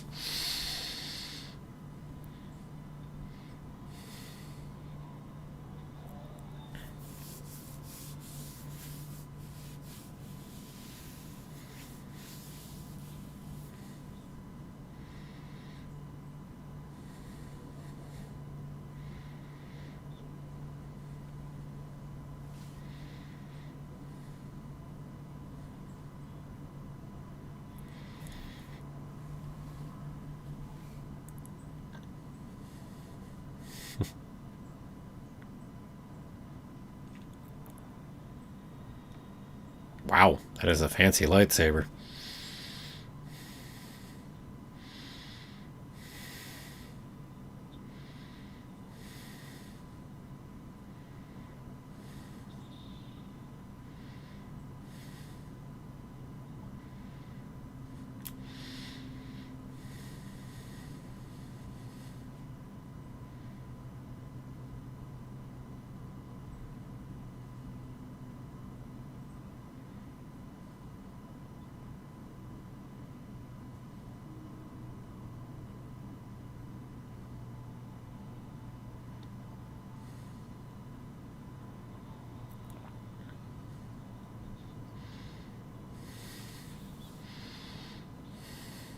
So do you think the Visions will get any Star Wars fans who aren't anime fans to start checking out anime? There's a question.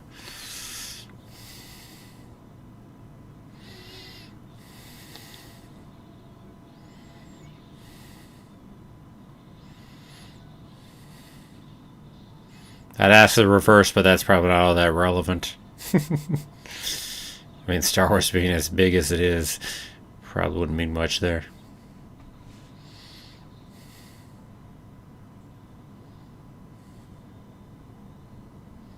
Yes, wouldn't gather the Force was stronger than her already based on the lightsaber.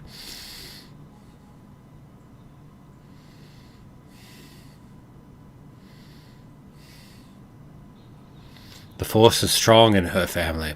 Her father has it. She has it. I mean, no siblings here, so.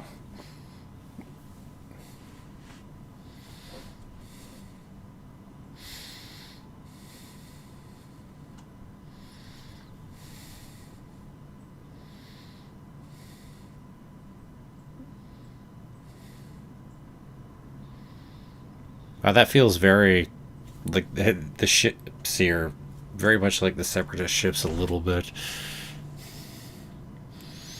So inspired from that direction, I'd have to say. The droid transport ones, I should say. Can't think of the correct terminology for it right now.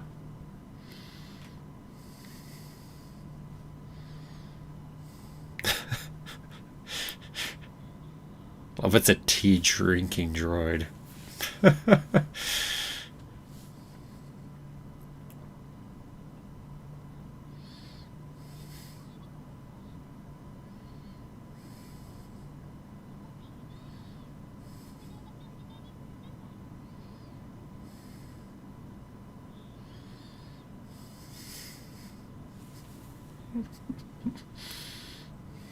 Funky droid.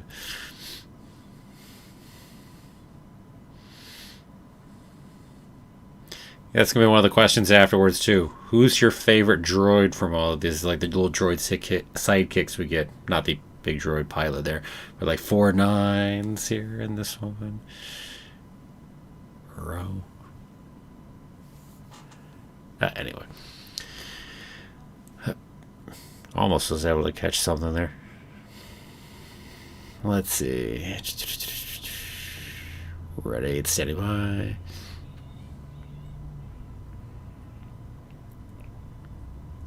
It doesn't sound like a great plan. Sabers aren't what makes a Jedi. Well, you know, they're nice weapons to have, but man, that'd be dangerous walking into something that might have been a trap, right?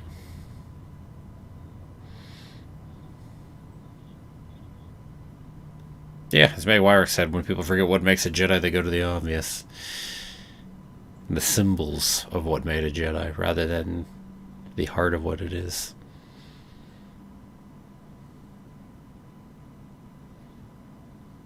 Yeah, hopefully he taught you how to make them, too.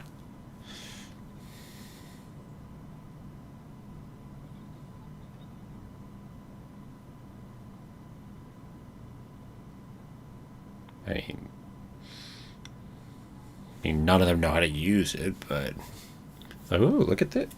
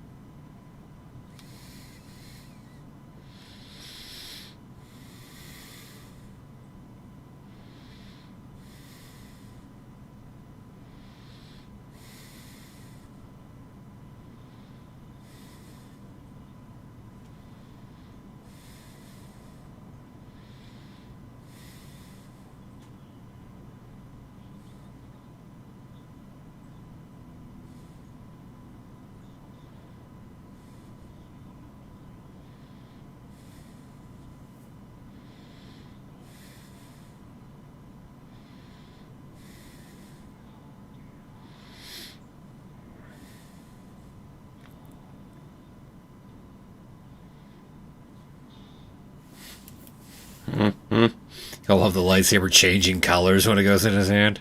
I mean,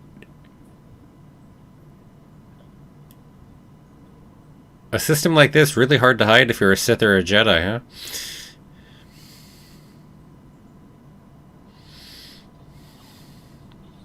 Or whatever else, as the case may be.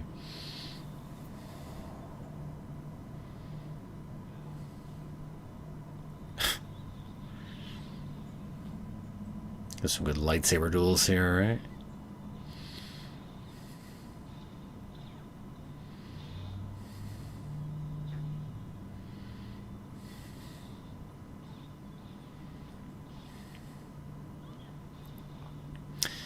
I should say, as good a lightsaber duelist as we're going to get for a whole bunch of people that have never used lightsabers before.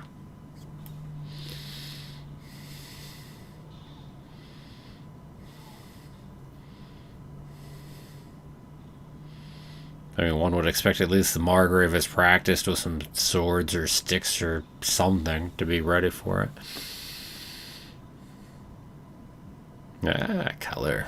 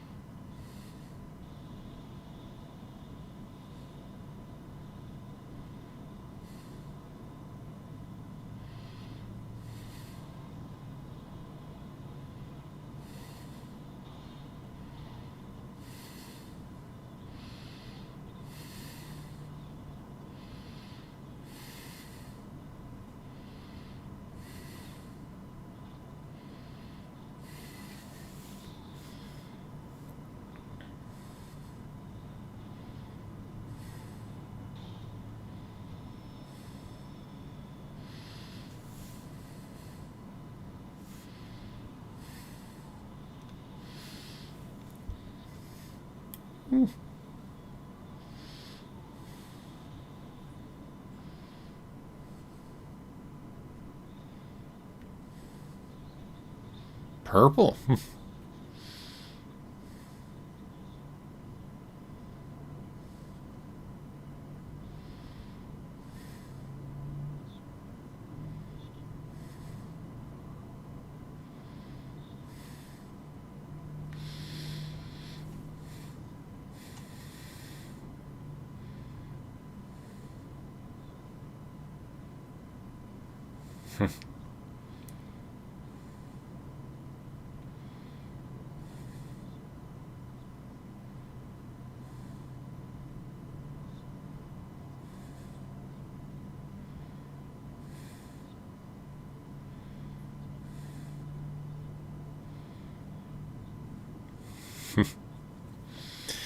Down to hole 4, huh?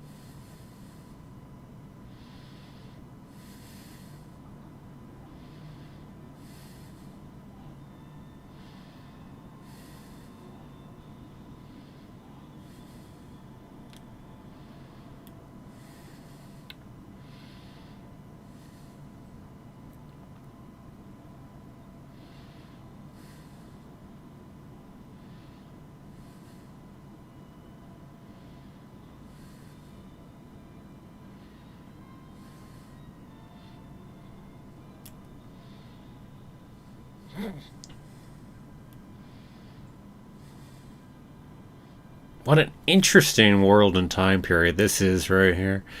So Kyber crystals essentially disappeared from the galaxy, and this is the only place where finally someone found Kyber crystals again. So you've got them trying to build lightsabers, reestablish the Jedi Order, but the Sith don't really exist in a major sense. It's an intriguing time period. Now this would be really fun to keep exploring. I mean, for the whole wanting more continuation and sequels and whatnot, this one currently would be my favorite to see, like, just really get expanded out on. Because there's tons of room to play with this one since we really chose a different time period away from everything else. This would be a lot of fun. Okay. Let's go catch up on some of the chat here that I definitely fell behind on. Both between talking and, well, getting engrossed in it anyway. For both of those reasons. Okay, let's see. Let's see, you can trust me. Here's my 2-story terrifying droid. Yeah. Let's see. Where's Wally Deceive? Yeah, a little bit there on 4.9. So. Reflects user connection to the Force. Yep. Saber's so small. Foreshadowing in Star Wars? No! Agreed, Mega Oryx. Agreed. Yeah, you're right, Drama. Yeah, they certainly, especially early on, there's some more Star Wars tones in it, but then it really goes more its own way, while still feeling like it belongs in that galaxy. I think I would say. Agreed.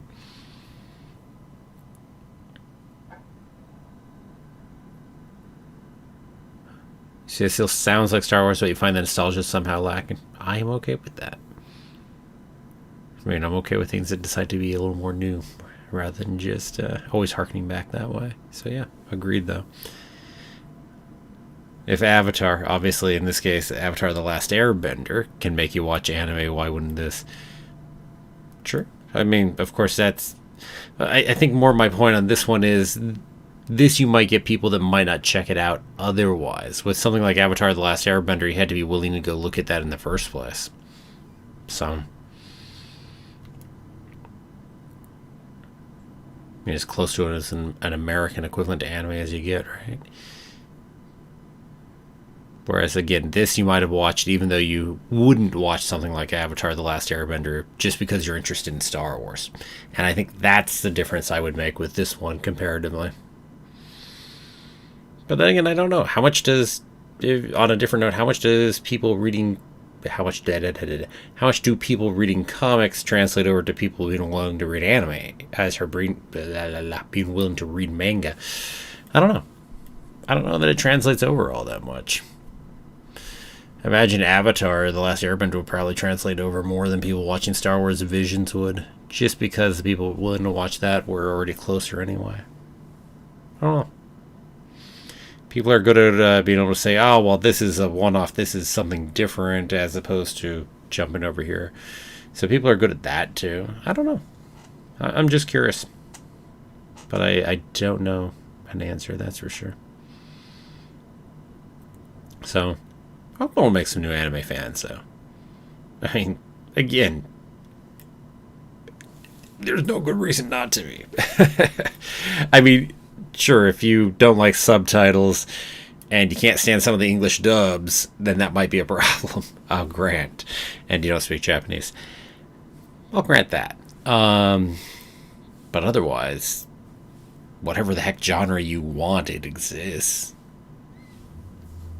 I mean, anime is a style of making things as opposed to an actual genre, so.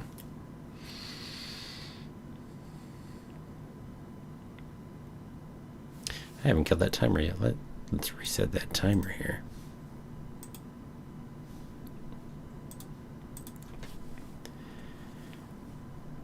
Let's see. Thought the ships looked like the ones Gobi used in Bad Batch to smuggle weapons to Ryloth. Yeah, I can see the similarity there. Yeah, I can see that.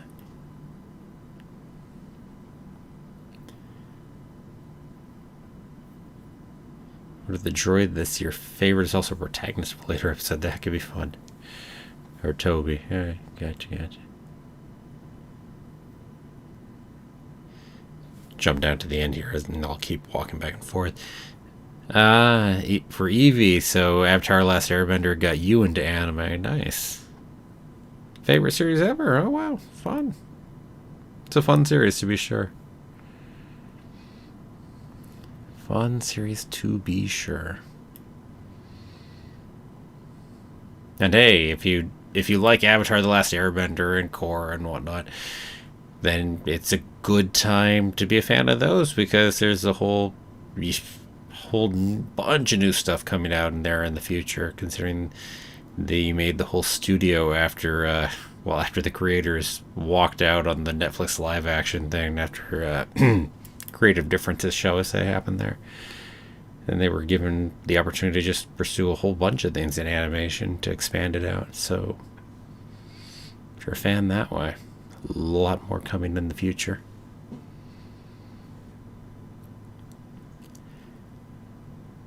Let's see what else in here. The Force Awakens must be a reference to the Jedi popping back up and whatnot. An old Legends comic when Darth Vader took Luke's lightsaber and ignited red. I don't actually even know that one. I'd have to be old, because maybe most of Legends doesn't play that way. So, definitely older there. But shit, my apologies. Now I'm a Jedi. Talking about that one? Yeah.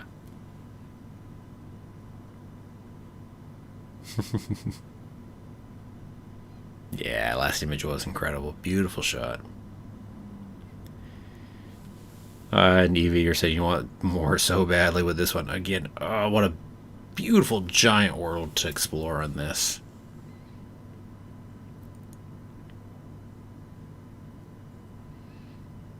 It certainly wasn't in the same universe as the first one. I don't think it's the same universe as any of the other ones with the lightsaber colors.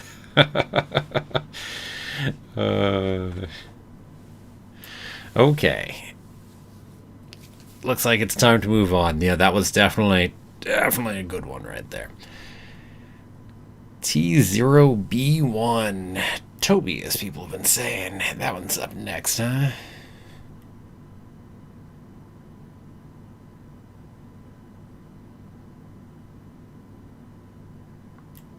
Let's see that. Okay. So, everybody, let's get ready to roll. So, we're going to go ahead and start up with T0B1, Toby. In 3, 2, 1, go. Okay. Evie excited for whatever Avatar Studios has to offer. Agreed. Especially because of who's behind it.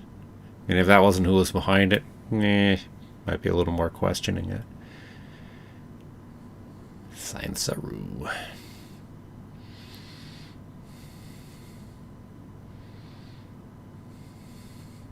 Such different animation styles in here. So much fun. Back over to Tatooine, are we? Or somewhere else with similar tech?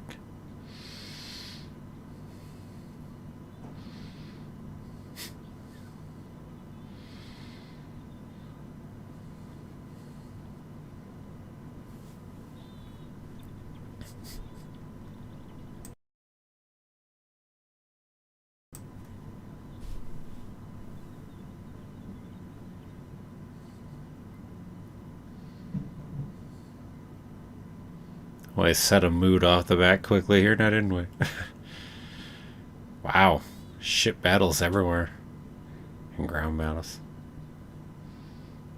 It's supposed to be Grievous with the 4 lightsabers? It didn't look Grievousy, but I'm not sure.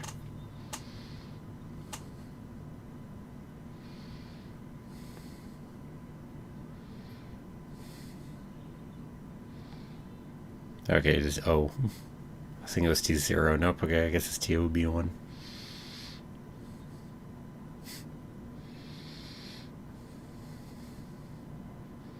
What a very offbeat episode this one's gonna be, huh? And I keep saying episode, they're all different shorts, but yeah.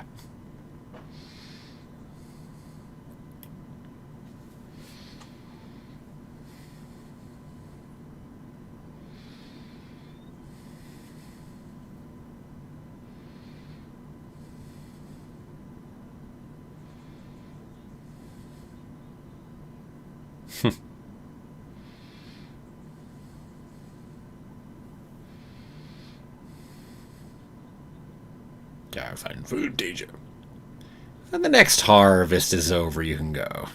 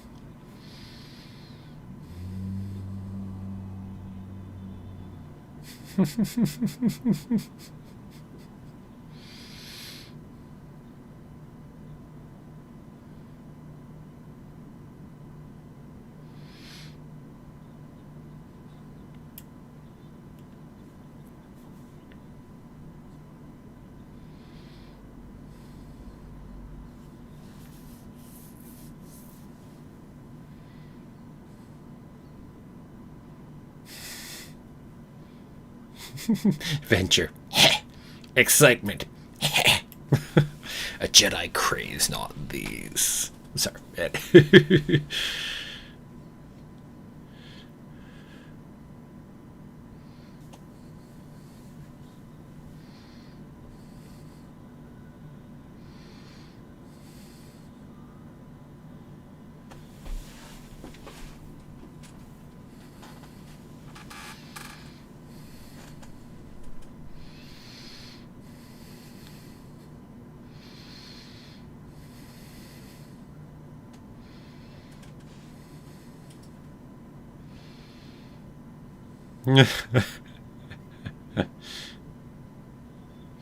Gotta go search.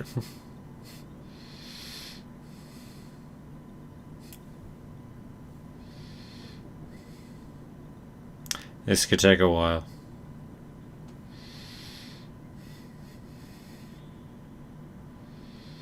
I mean, I know the force flows through all things and rocks and whatnot, so I assume TOB1 here, is force sensitive, maybe?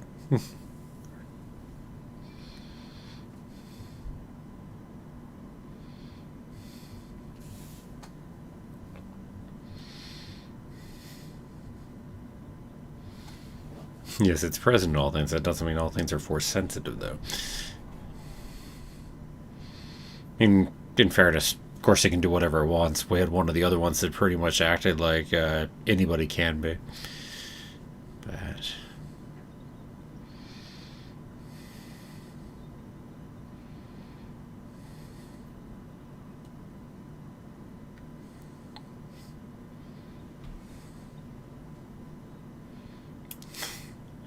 But for a third time, someone's got a bad feeling about this.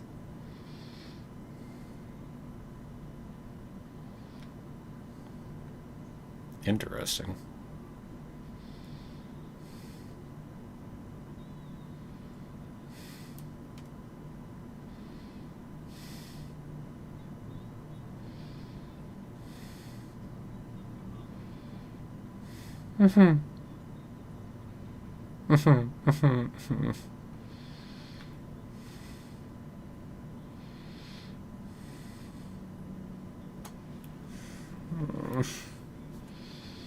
You ain't the brightest cookie there.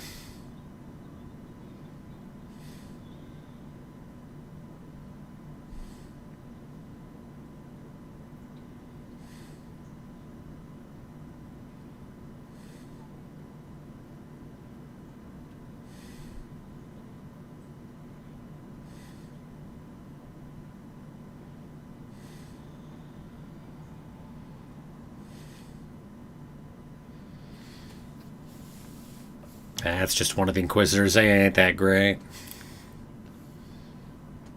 Not if you're a really strong Jedi, anyway. Mega Wire said this one has a specific charm. Yeah, definitely has that feel to it so far.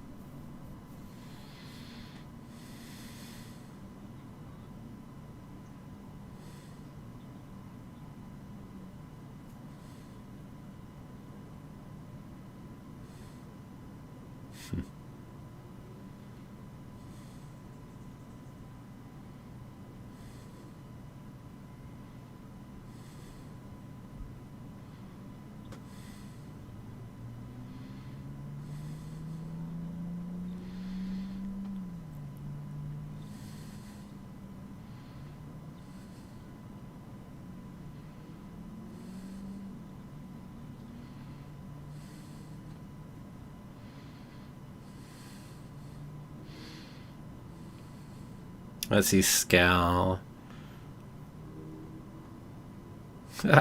Nah, perfectly fine not to like everything. I mean, with all the different styles in there, I imagine you're hardly alone in not liking all of them. Because there are a lot of different ideas and styles going on here so far. I mean, so far I've enjoyed them all. But, I mean, still 3 more to go.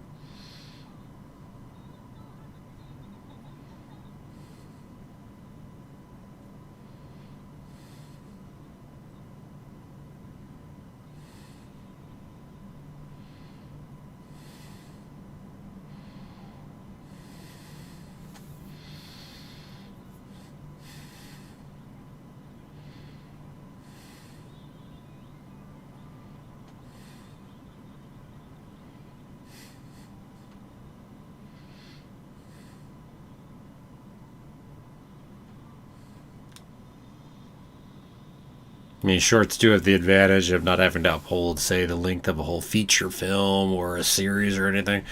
And that can help them a lot, I think.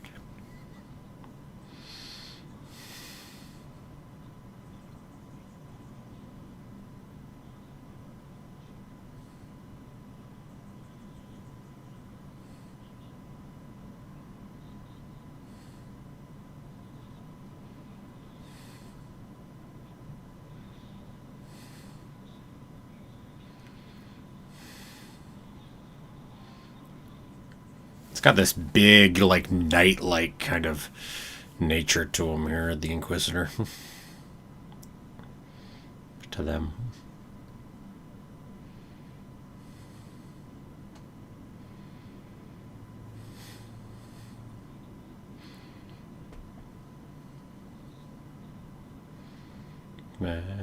Call it, first time I've heard Toby instead of TOB1.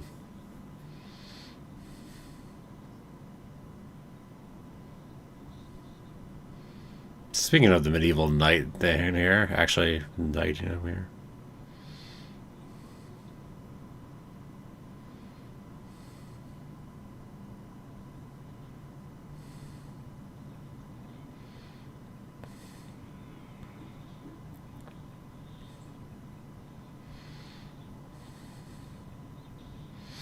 I have to say, Toby seems a little revenge motivated here, though.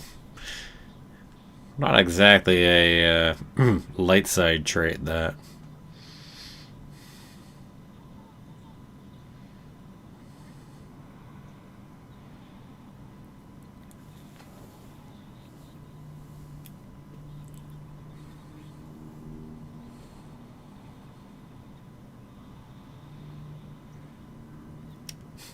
One of those, if you can land on the person's head, you probably could stab a lightsaber down into their head.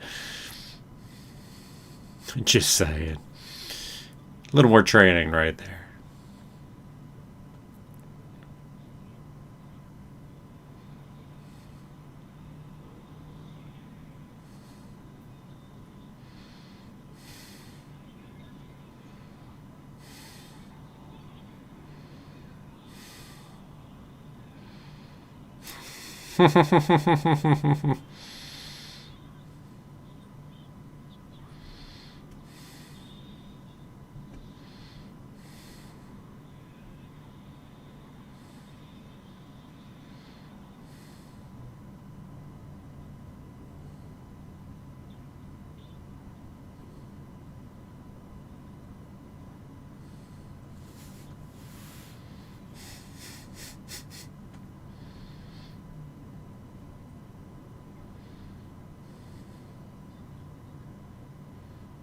Like the different color on the arm just to signify that.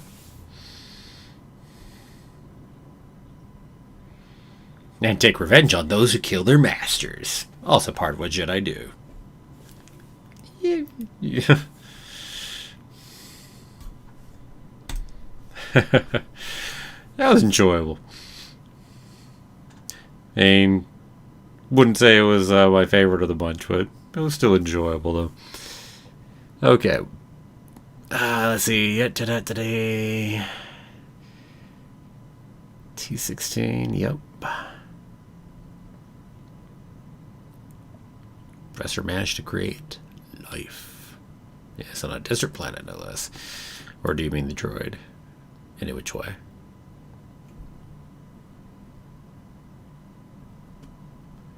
Dram's gonna sit the next one out, so you're gonna sit out whatever the next one is. What is 7? Which one is up next? I don't know. Well, anyway, we'll see a Dram for 8 and 9 then. The Elder is up next. Yeah, Scowl asking how many. Yep, 3 left. We've already gotten the longest one done, too. That was the 9th Jedi. So next up we have the Elder. Let's see. It's like the meditation place in Fallen Order. I have not played that yet. Sometime. Sometime. Sometime. That's what I have to say there. Said all kinds of things to do that way that I have not gotten to do yet. Force sensitive droid, you know that I like R5 and Legends.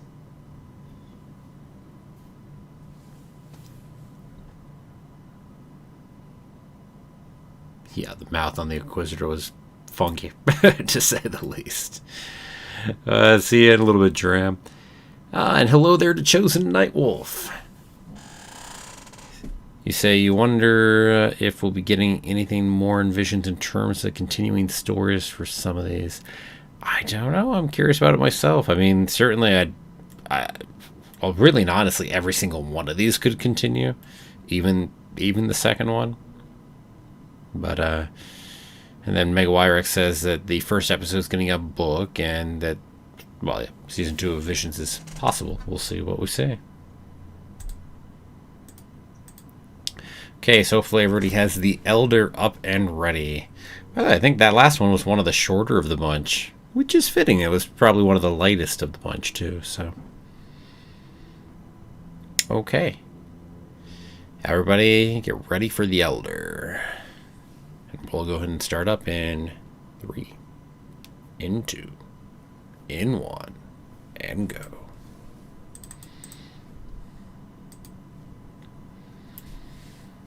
Okay, we have the Elder now.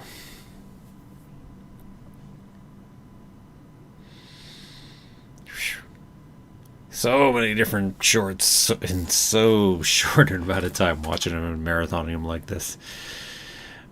Trigger. The Elder.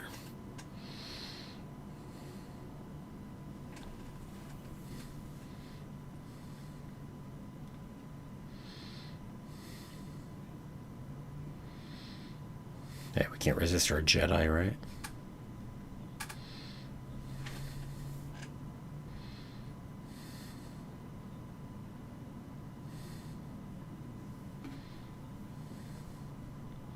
Man, I know that voice.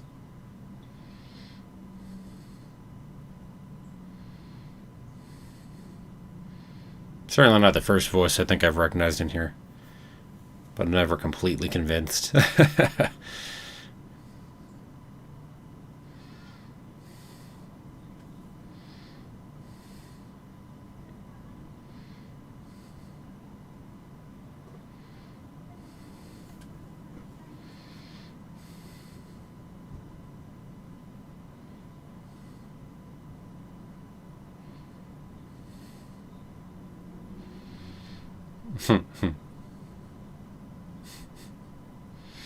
Always hoping for the action, right?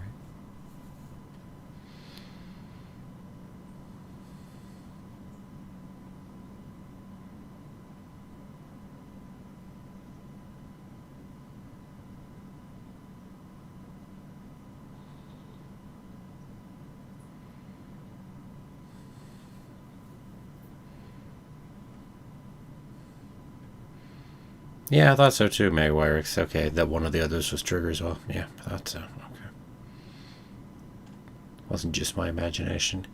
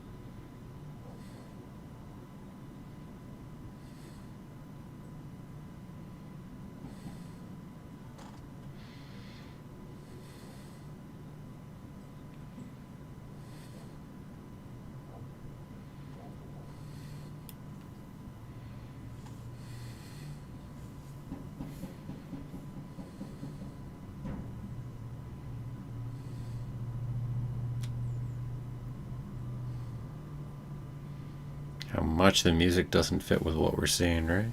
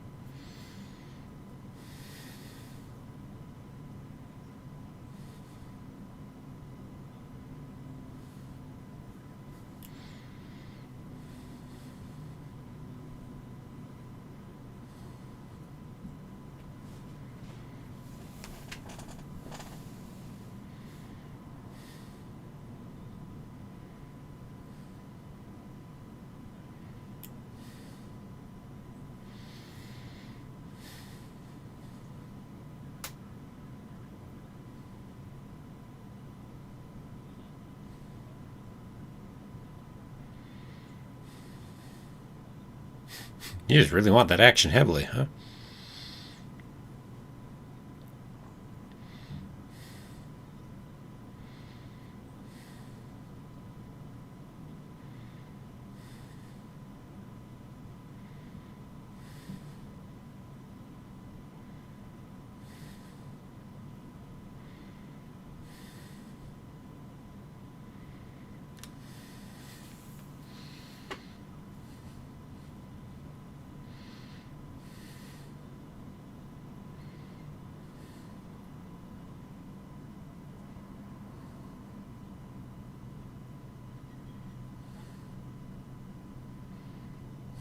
This feels so just like it could be a one-off Jedi mission so far.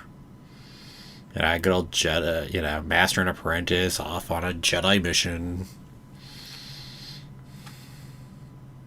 Just fits in there easily.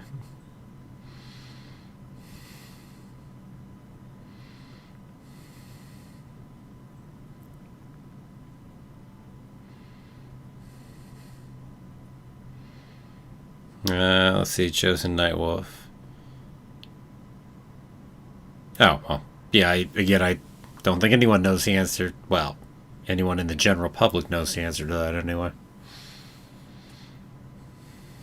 Maybe no one knows until Disney knows exactly how well it does, too. Nice callback to those communicators right there. Especially like Qui-Gon talking through one of them. Way back when.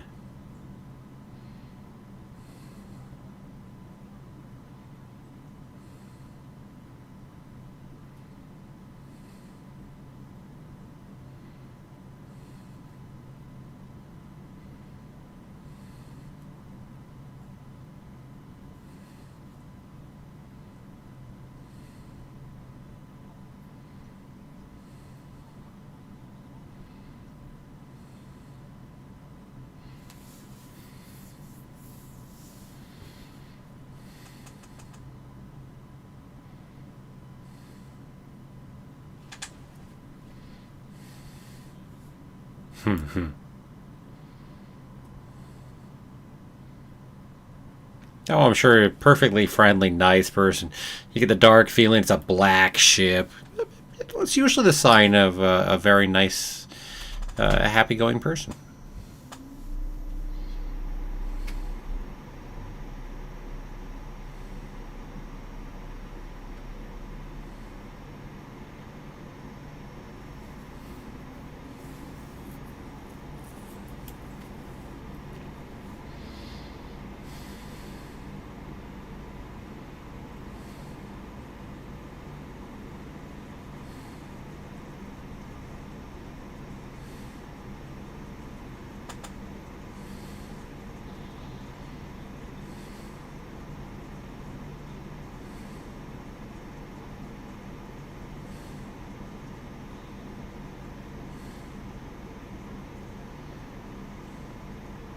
And he's actually got a lightsaber-looking lightsaber versus the two little swords here. Right? But actually, they're not as little as they looked at first.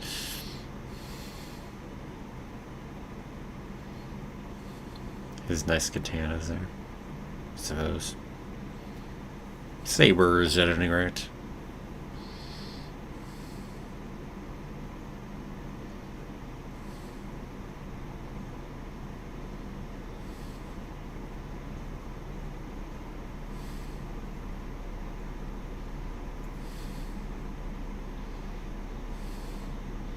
Kind of sounds like I just want a challenge. I like dueling.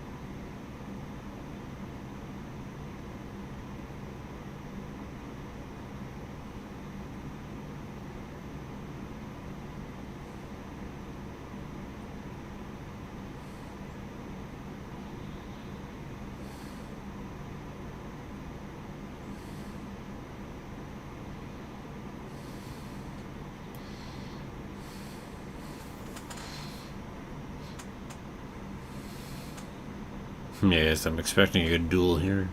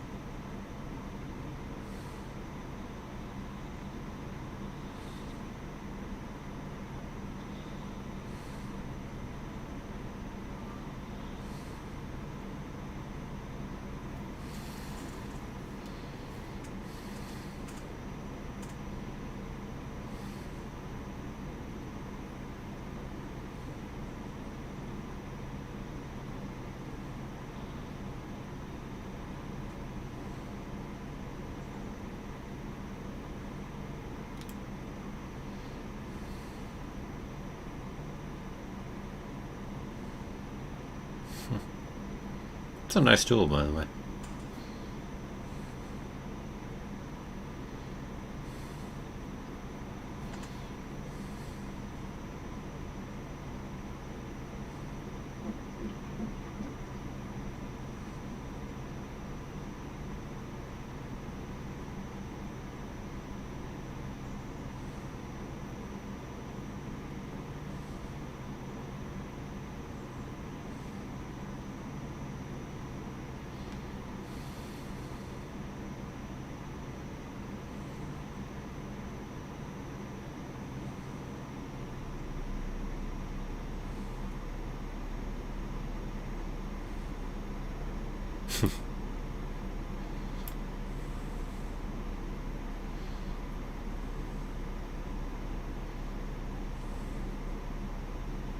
A true story on that power.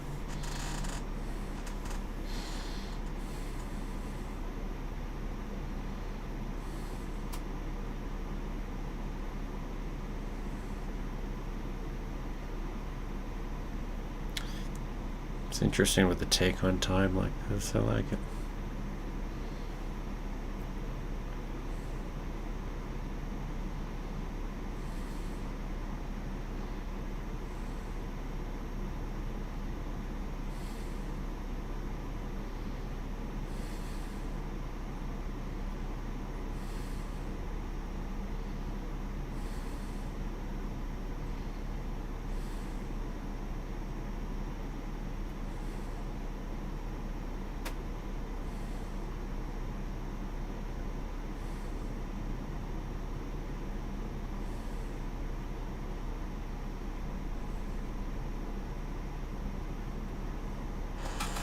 I like that. That was definitely amongst my favorites, I think, so far. Really nicely done. Let's see. Outstanding move, yes, indeed. McGuire if I want the episode could have happened a couple years before Phantom Menace. Could be. Could be hundreds of years before Phantom Menace, too. Hard to say. We don't have a lot that gives a very specific time period on it, so... yeah, I think I'd say hard to say exactly.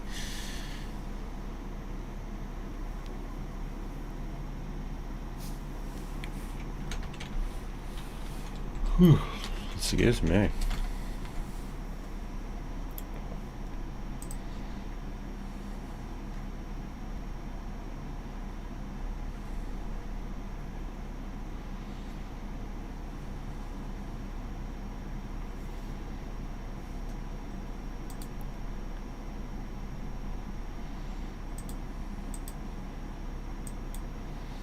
Stop the timer here. Get ready to roll on to the next one already. There's only 2 left, everyone. Man, it's just... I'm just like taking in so many different types of shorts, so many different stories, all in this quick of a time period. There's a lot of different stories to take in quickly, I'll say that.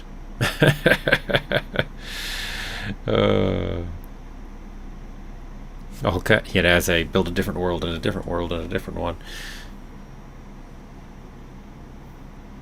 Yeah, could be High Republic era, to be sure. Welcome back, Dramsim. Just in time to get on to Lop and Ocho. So good timing indeed. Okay. Well, without further time to waste, let's move into Lop and Ocho. So, in 3, 2, 1... go. Lop and Ocho. But yeah, no, I definitely like that last one. Definitely one of my favorites. I'm still thinking the second one will win for the most fun out of all of these, just on the fun factor. But you never know. There's still 2 more. That doesn't mean it's my favorite of the bunch, though.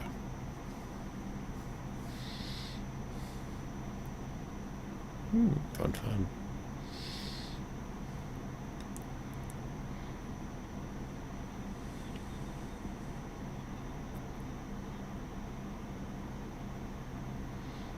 Tau.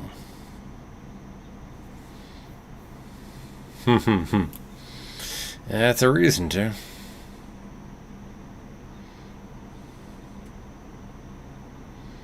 So, just extract all the resources, huh? Yeah.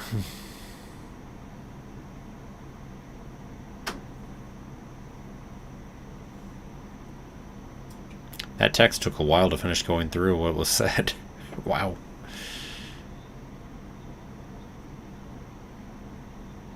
Or maybe that text was just what's being said now, I guess. Weird.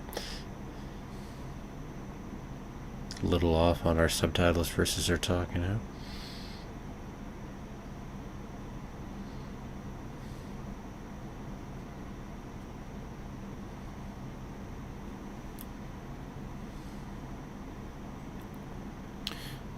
Just brain, poor little rabbits. Is, yeah.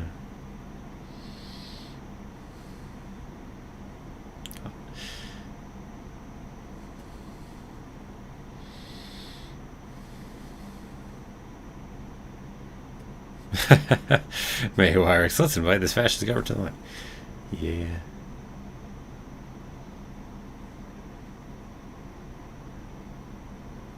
But still, offer of help, right?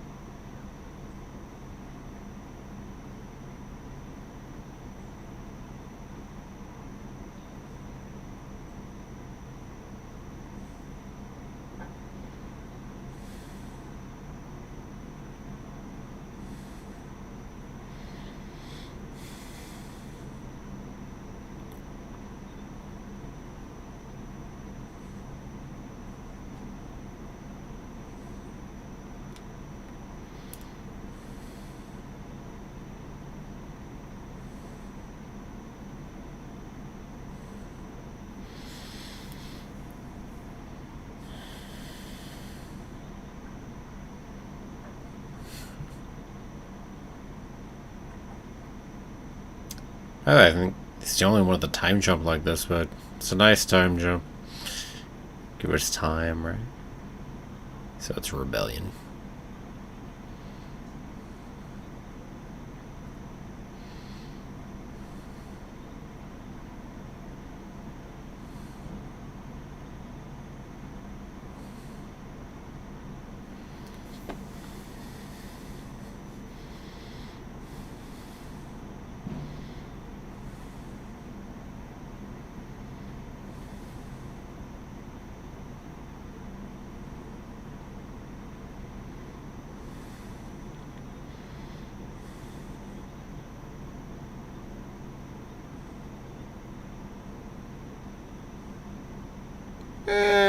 Might be a bit of a reason.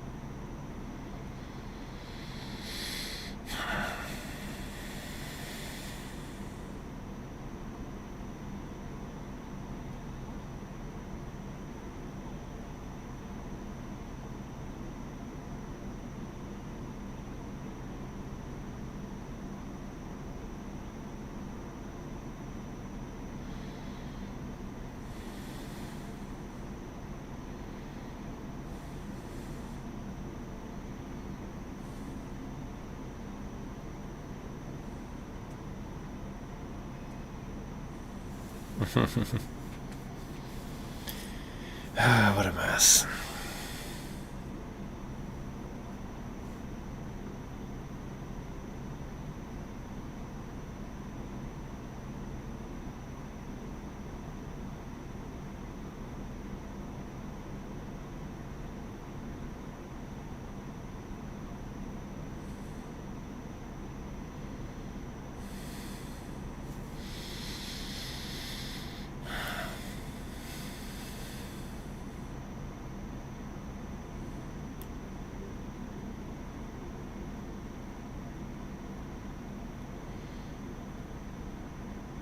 Man, I missed the timing of those comments over there.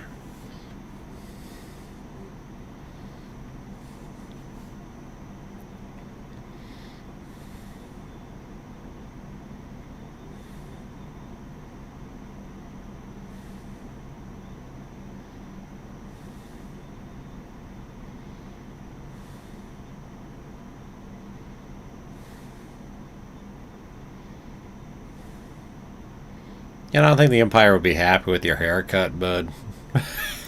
A little against regulation, right?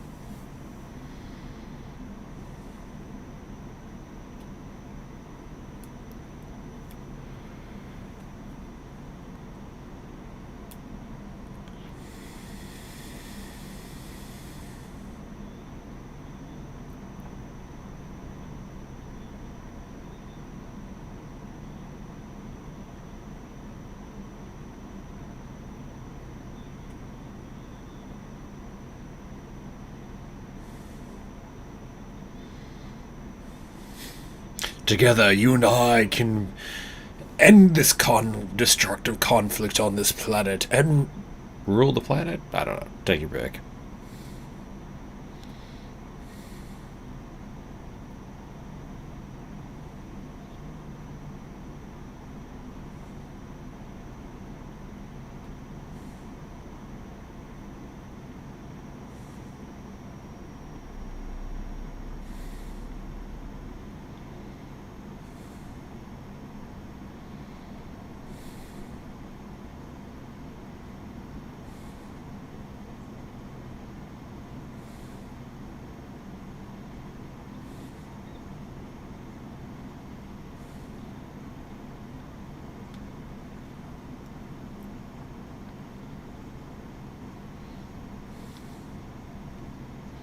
Kind of nice including some other species on here.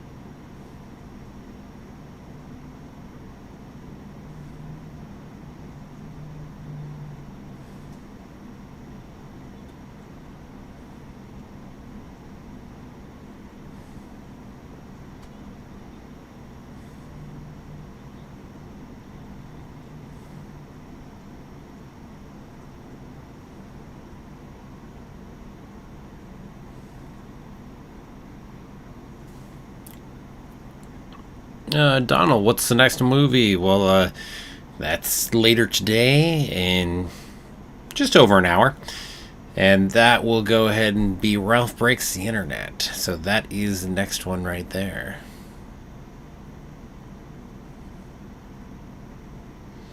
After that, I'll have a live stream here on, well, I mean, normal What If live streams. But I will be doing one on the Star Wars Lego Halloween special. So that's in under a week.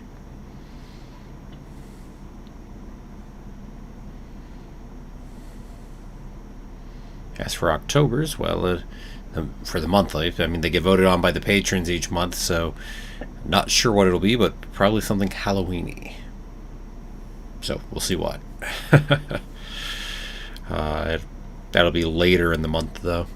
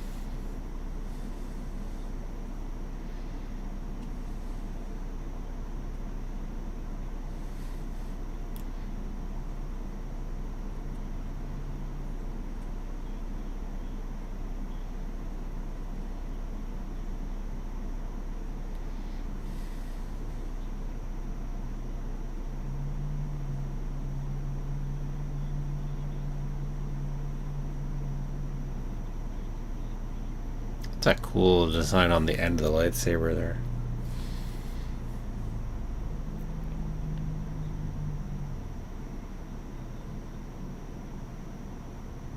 And actually the hilt's pretty nice too.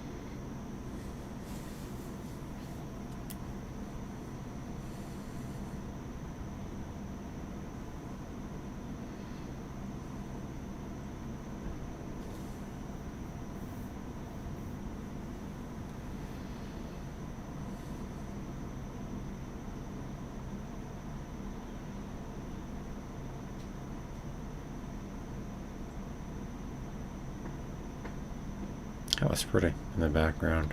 The other moons.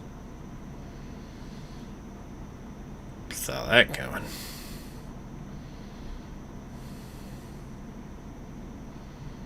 Long way off, right? Not telegraphing that one at all. No.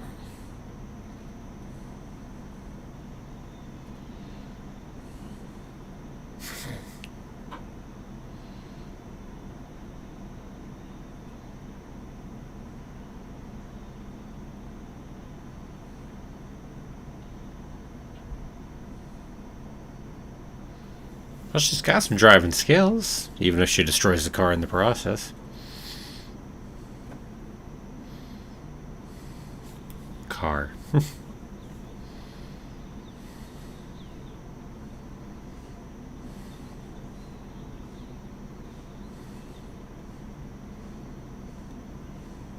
Yo.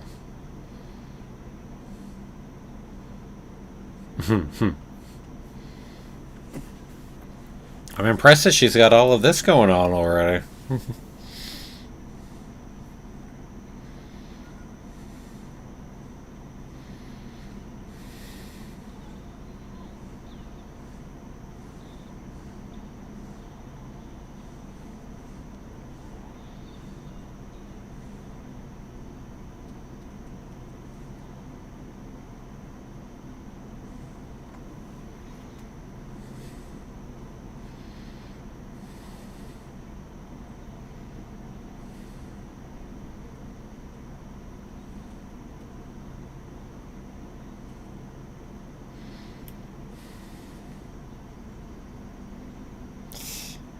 Yeesh.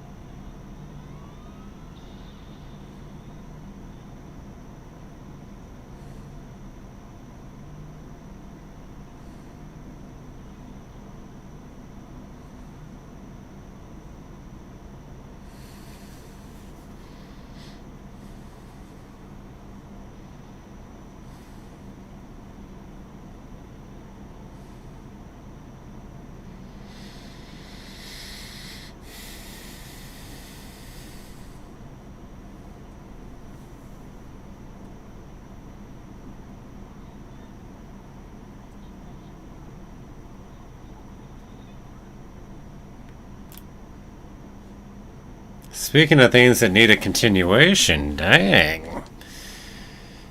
Oh, that definitely needs continuation right there. Dang. I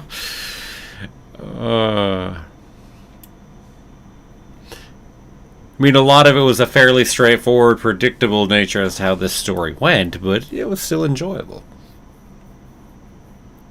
And I still want to see the conclusion to this. Because, like, I just got part 1, and now I need part 2.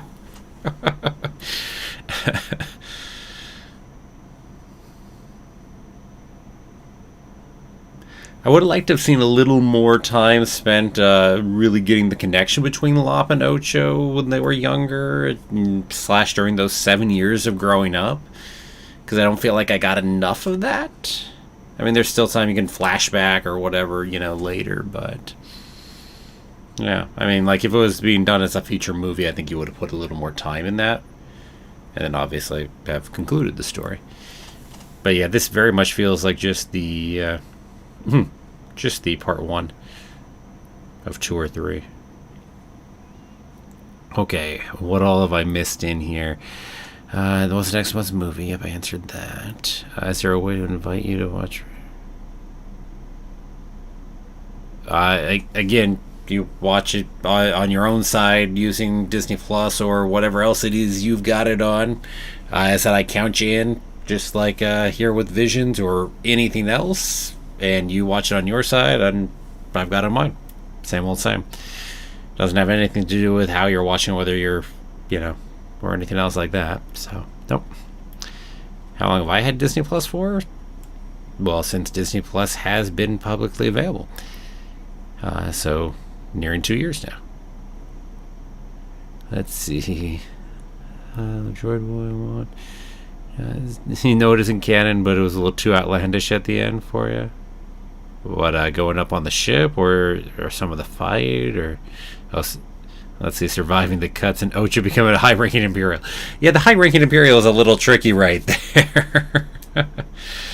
I mean, we could have had more time pass and it could have worked. But yeah, that one would be a little trickier. Surviving the cuts, yeah, they were very superficial cuts, just right here to the chest. That's what it was.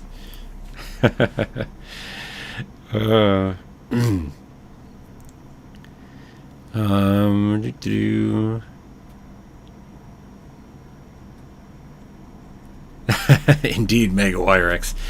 As far as the lightsabers are concerned, yes, it very much felt like color of the swords red and blue. You aren't just no disagreement from me on that. Certainly getting to use the Empire, though, to couch what is a classic story about that kind of imperialism going on, certainly works well for fitting it within Star Wars, though. Even though, yes, you could easily tell this story without it being Star Wars as a large part if you wanted to. But yeah, the story had a lot of things it wanted to tell and a lot of things it wanted to do, and it didn't have enough time here, and I think they knew that, which is why it very much is a part 1 and not a conclusion. Get some messy things on slavery in here too. I mean, it doesn't quite exactly acquit itself on that one fully well. I mean, hey, we saved her, though. We're good people now. Yeah. I think I did hear that it was Legends. I remember catching someone saying that somewhere before. No worries, Donald, about the same question twice. Not a problem. Okay, let's get ready to watch the last of Visions, or at least the last of Visions for now. I'm hoping for the for now part. I still wish they had released Visions week by week, as that would likely have made the whole thing last better and do better over the course of 9 weeks of people being able to talk about each one. So I'm worried about how that might hurt the potential for more Visions in the future. But we'll see what we see. Only so much one can do about that. So this last one is Akakiri. So everybody get Akakiri ready. Not one of the longest. That last one was definitely one of the longer of the bunch, actually, just having looked at the length of it. I know I read the times, actually, of all of them at one point, just because I needed to figure out how long this whole thing would take. What is the longest of the bunch? Yeah, not, well, Ninth Jedi is. Yeah. You know, La Pinocho is the second longest by a decent bit, and then the twins before that. Oh, how interesting. This one here will be the second shortest. Tatooine Rhapsody is the shortest of the bunch. Makes sense, actually. And Tatooine Rhapsody doesn't have this really deep, heavy story. It's just a ton of fun, really. Donald Runner, Star Wars Legends on Disney Plus. Not sure what you're trying to ask there. As I said, Star Wars Legends is all the non-canon. Well, I shouldn't say all the non-canon. What used to be quote unquote canon, or however you want to look at it, the expanded universe prior to Disney taking it over. That's what Legends is now. So a whole ton of books, comics, video games that are now deemed to be Legends instead. That's what Legends is. So in that sense, no, I don't think. I mean, none of that would be on Disney Plus because, again, we're talking books, comics, and video games. So, yep. Okay, so Akakiri is up next. Yeah, it's not like the Legends thing that Marvel has, because Marvel has a little thing they call Legends, which is kind of like their catch-up thing before you go watch whatever the next series is or the next movie is, which is something entirely different. Okay, so on that note, let's get started up with Akakiri. And I'm probably mispronouncing that. But Akakiri. That might be more closer. Alright, so Akakiri in 3, 2, 1, go. Okay, this is it. Last of the Visions pieces. Omega Wyworks, do you think Star Wars Droids is coming to Disney Plus, the 80s cartoon? True, I don't think the 80s Droids cartoon counts as Legends, or unless Disney just really calls everything non-current canon Legends, and I don't know if they do or not. Science Saru again. But yeah, I don't know if they call everything non-canon Legends, or if it's really just meant reserved for the expanded universe. That's an interesting question of its own right. I don't think the droids counts in that sense. I don't. Anyway. For those of us debating what is and isn't Legends, right?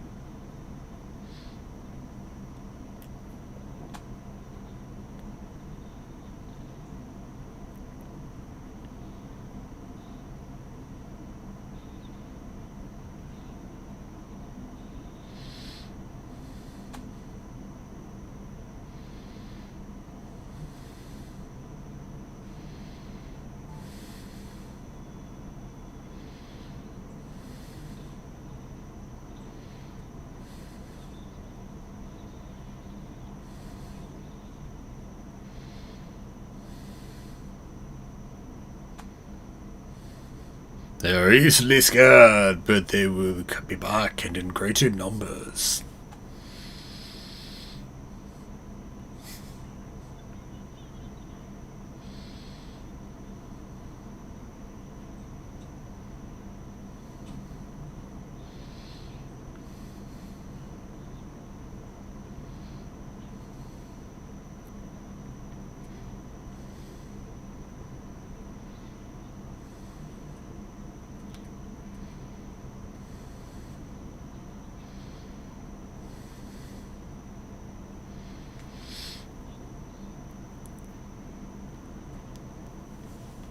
Cool.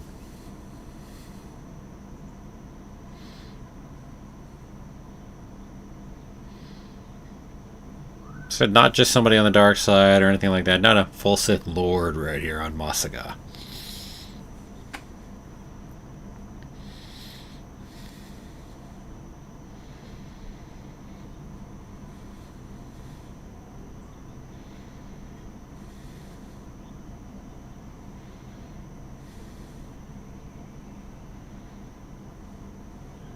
Jedi judged by appearances do that.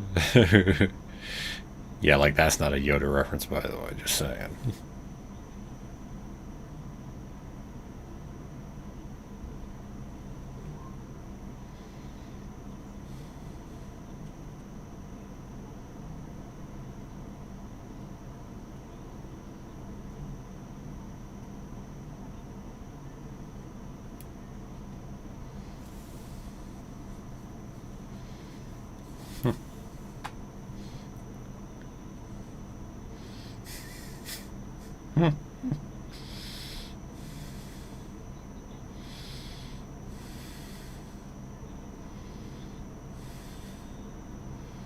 Okay, Donald.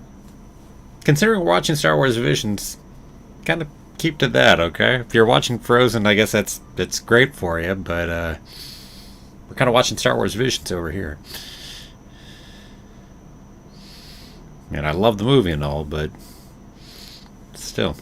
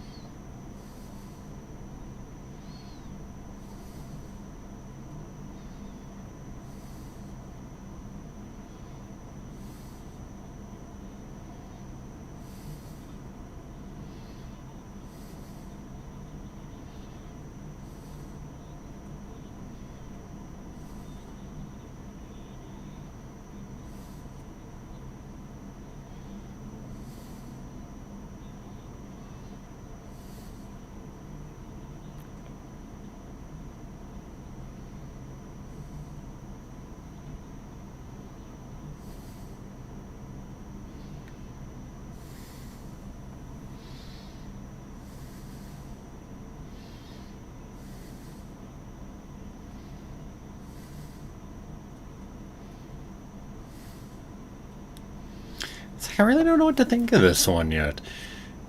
It feels like there's so much story here that could potentially be here, but I know this is the second shortest, so I don't know. All right, now it's just go up, defeat the Sith Lord, and be done.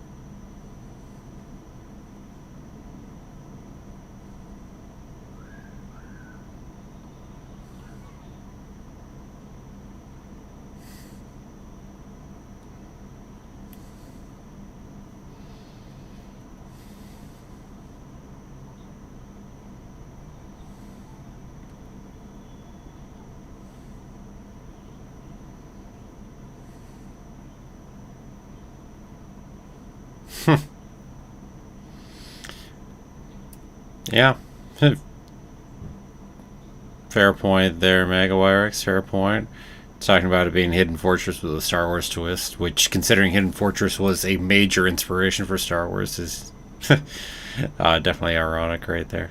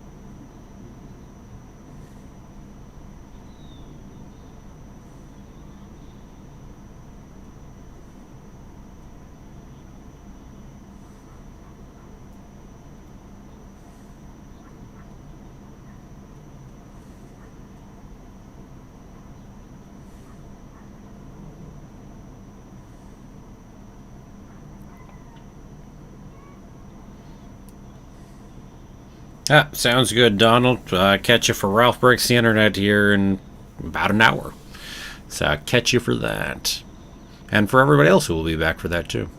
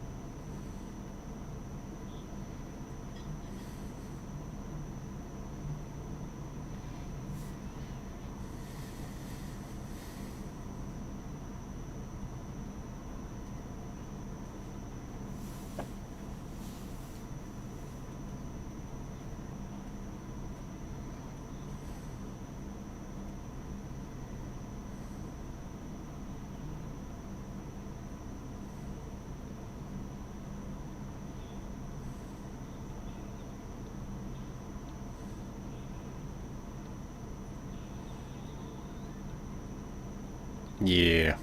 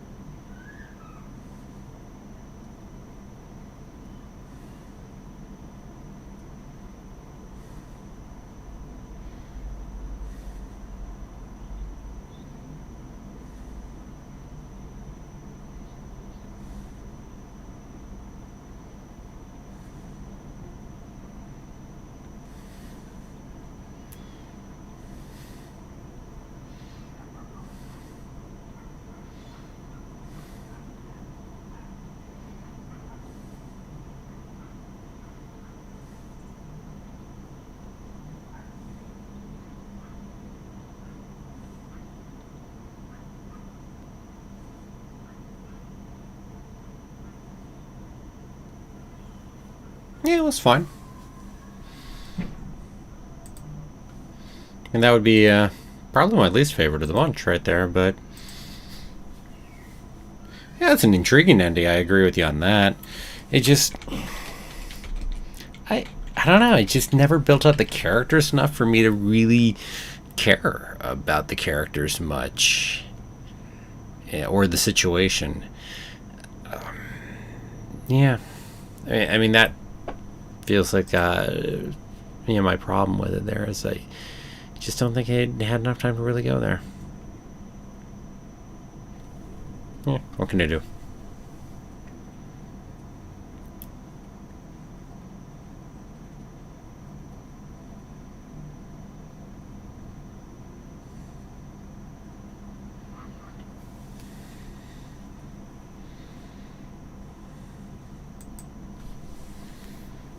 Yeah, this one did feel a little rushed with whatever it was trying to do. It's okay. I mean, they don't all have to be winners, right? I mean, I enjoyed it enough. Not something I'd probably come back to again, though. Unlike the others. So, I'm trying to think through all of these. Let's see, was there a single one that did not have a Jedi in it? Or a Force user, at any rate? It's like, I think... I mean, La Pinocha, I suppose you could argue, technically didn't have a Jedi. But we had a lightsaber, so... It's like every single one of them. No, they all did.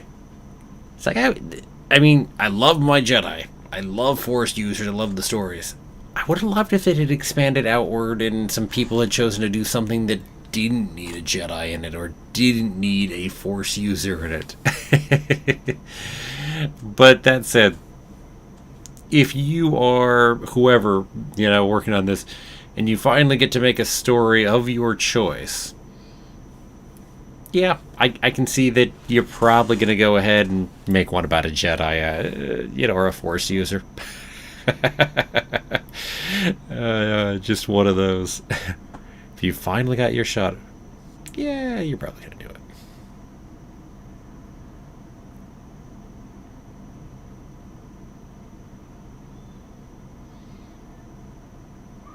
Yeah, you're going to say the duel technically didn't have Jedi. I don't think I'd agree with that. Well, okay. Oh, that's why I said Force user. I didn't just say Jedi. I said Jedi or Force user, which the duel certainly had Force users. Yes, there weren't Jedi in there. We had a Sith Hunter and a Sith, but that is why I made sure to go a little further than that. Which is why La Pinocha is the one you could say, maybe you could argue doesn't have a Force user in it per se. Just a lightsaber and some vibroblades, but no actual Force user. So yeah, looking at them, my least favorites actually are both the Science Sarus, actually. Probably Akakiri and Toby. Those are probably the lowest on the bunch, I think. Probably 4 maybe. I still enjoyed them. Then probably La Pinocha for number 7, probably. I think that's where La Pinocha goes. But that could be changed based on where things go in the future, because that was very, very clearly like a part 1 kind of thing. So I don't think it was, as much as it has to stand on its own in here, I don't think it was meant to. So I think I'd put La Pinocha at 7. And then... the twins. The twins, I think, would be number 6 for me.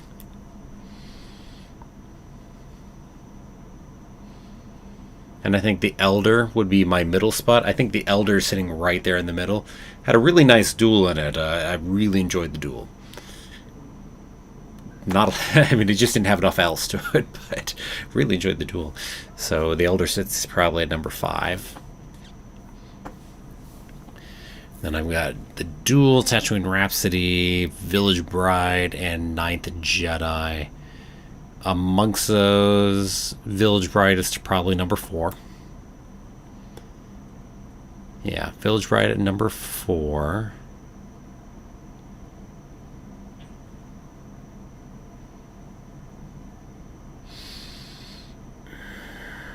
Man, I'm hard pressed on Ninth Jedi Duel and Tatooine Rhapsody.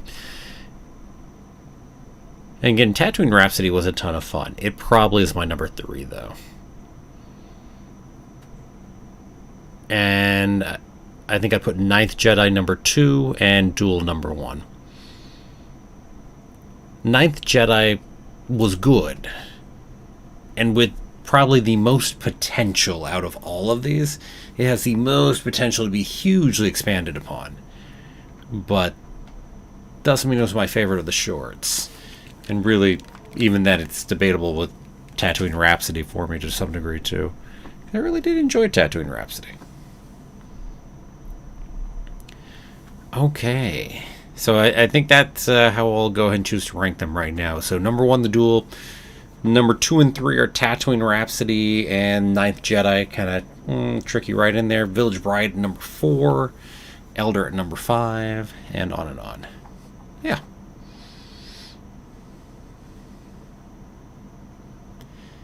Dramson, you said they were enjoyable. Think it'd be hard to sort them for you personally. Like some more and then some a little less so. Yeah. Me too. Me too. Me too. That's nice. I said really enjoyed having this. This was a ton of fun. I would definitely go for seeing more visions, whether we're talking about follow-ups or whether we're talking about something, that are another set of 9 or whatever number of stories. I'd also take that over and say things like Marvel and whatnot too have something like this done. I said, really enjoyable. I like it. Nice experiment anyway. Yes, agreed, Dramson. Yeah. I said, here's to more things like this being done. 2 thumbs up as far as doing more things like Star Wars Visions. And 2 thumbs up for Star Wars Visions itself. So, to be quite frank, it's the kind of thing I wouldn't normally expect to go ahead and see pop up. Whoever's brainchild it was and whoever really pushed for this within Lucasfilm, bravo to you. And bravo to having succeeded at it. So, and convincing Disney to go along with it, and etc., etc. Bravo. I make strong bets it didn't come from the Disney side of things, but it came from Lucasfilm. It doesn't feel like something Disney would have gone ahead and pushed for. Could be wrong. You never know. Have to look more into that. Well, anyway, with all of that said, everyone, it is going to be time to, take off. And as I said, go grab some food, enjoy, and I will see all of you back here in about 45 minutes, a little less, to go ahead and watch Ralph Breaks the Internet. So if you're coming back for that, definitely I will look forward to seeing you here in just a little bit. If not, well, then have a good rest of your day, of course, or good morning, a good night, or whatever the heck time it is for you. Yes, indeed, MegaWireX. I certainly will go ahead and be watching them again. There's no doubt about that. Without having a chat to go look at it at the same time, this is for sure. 100% I will be watching them again. Definitely.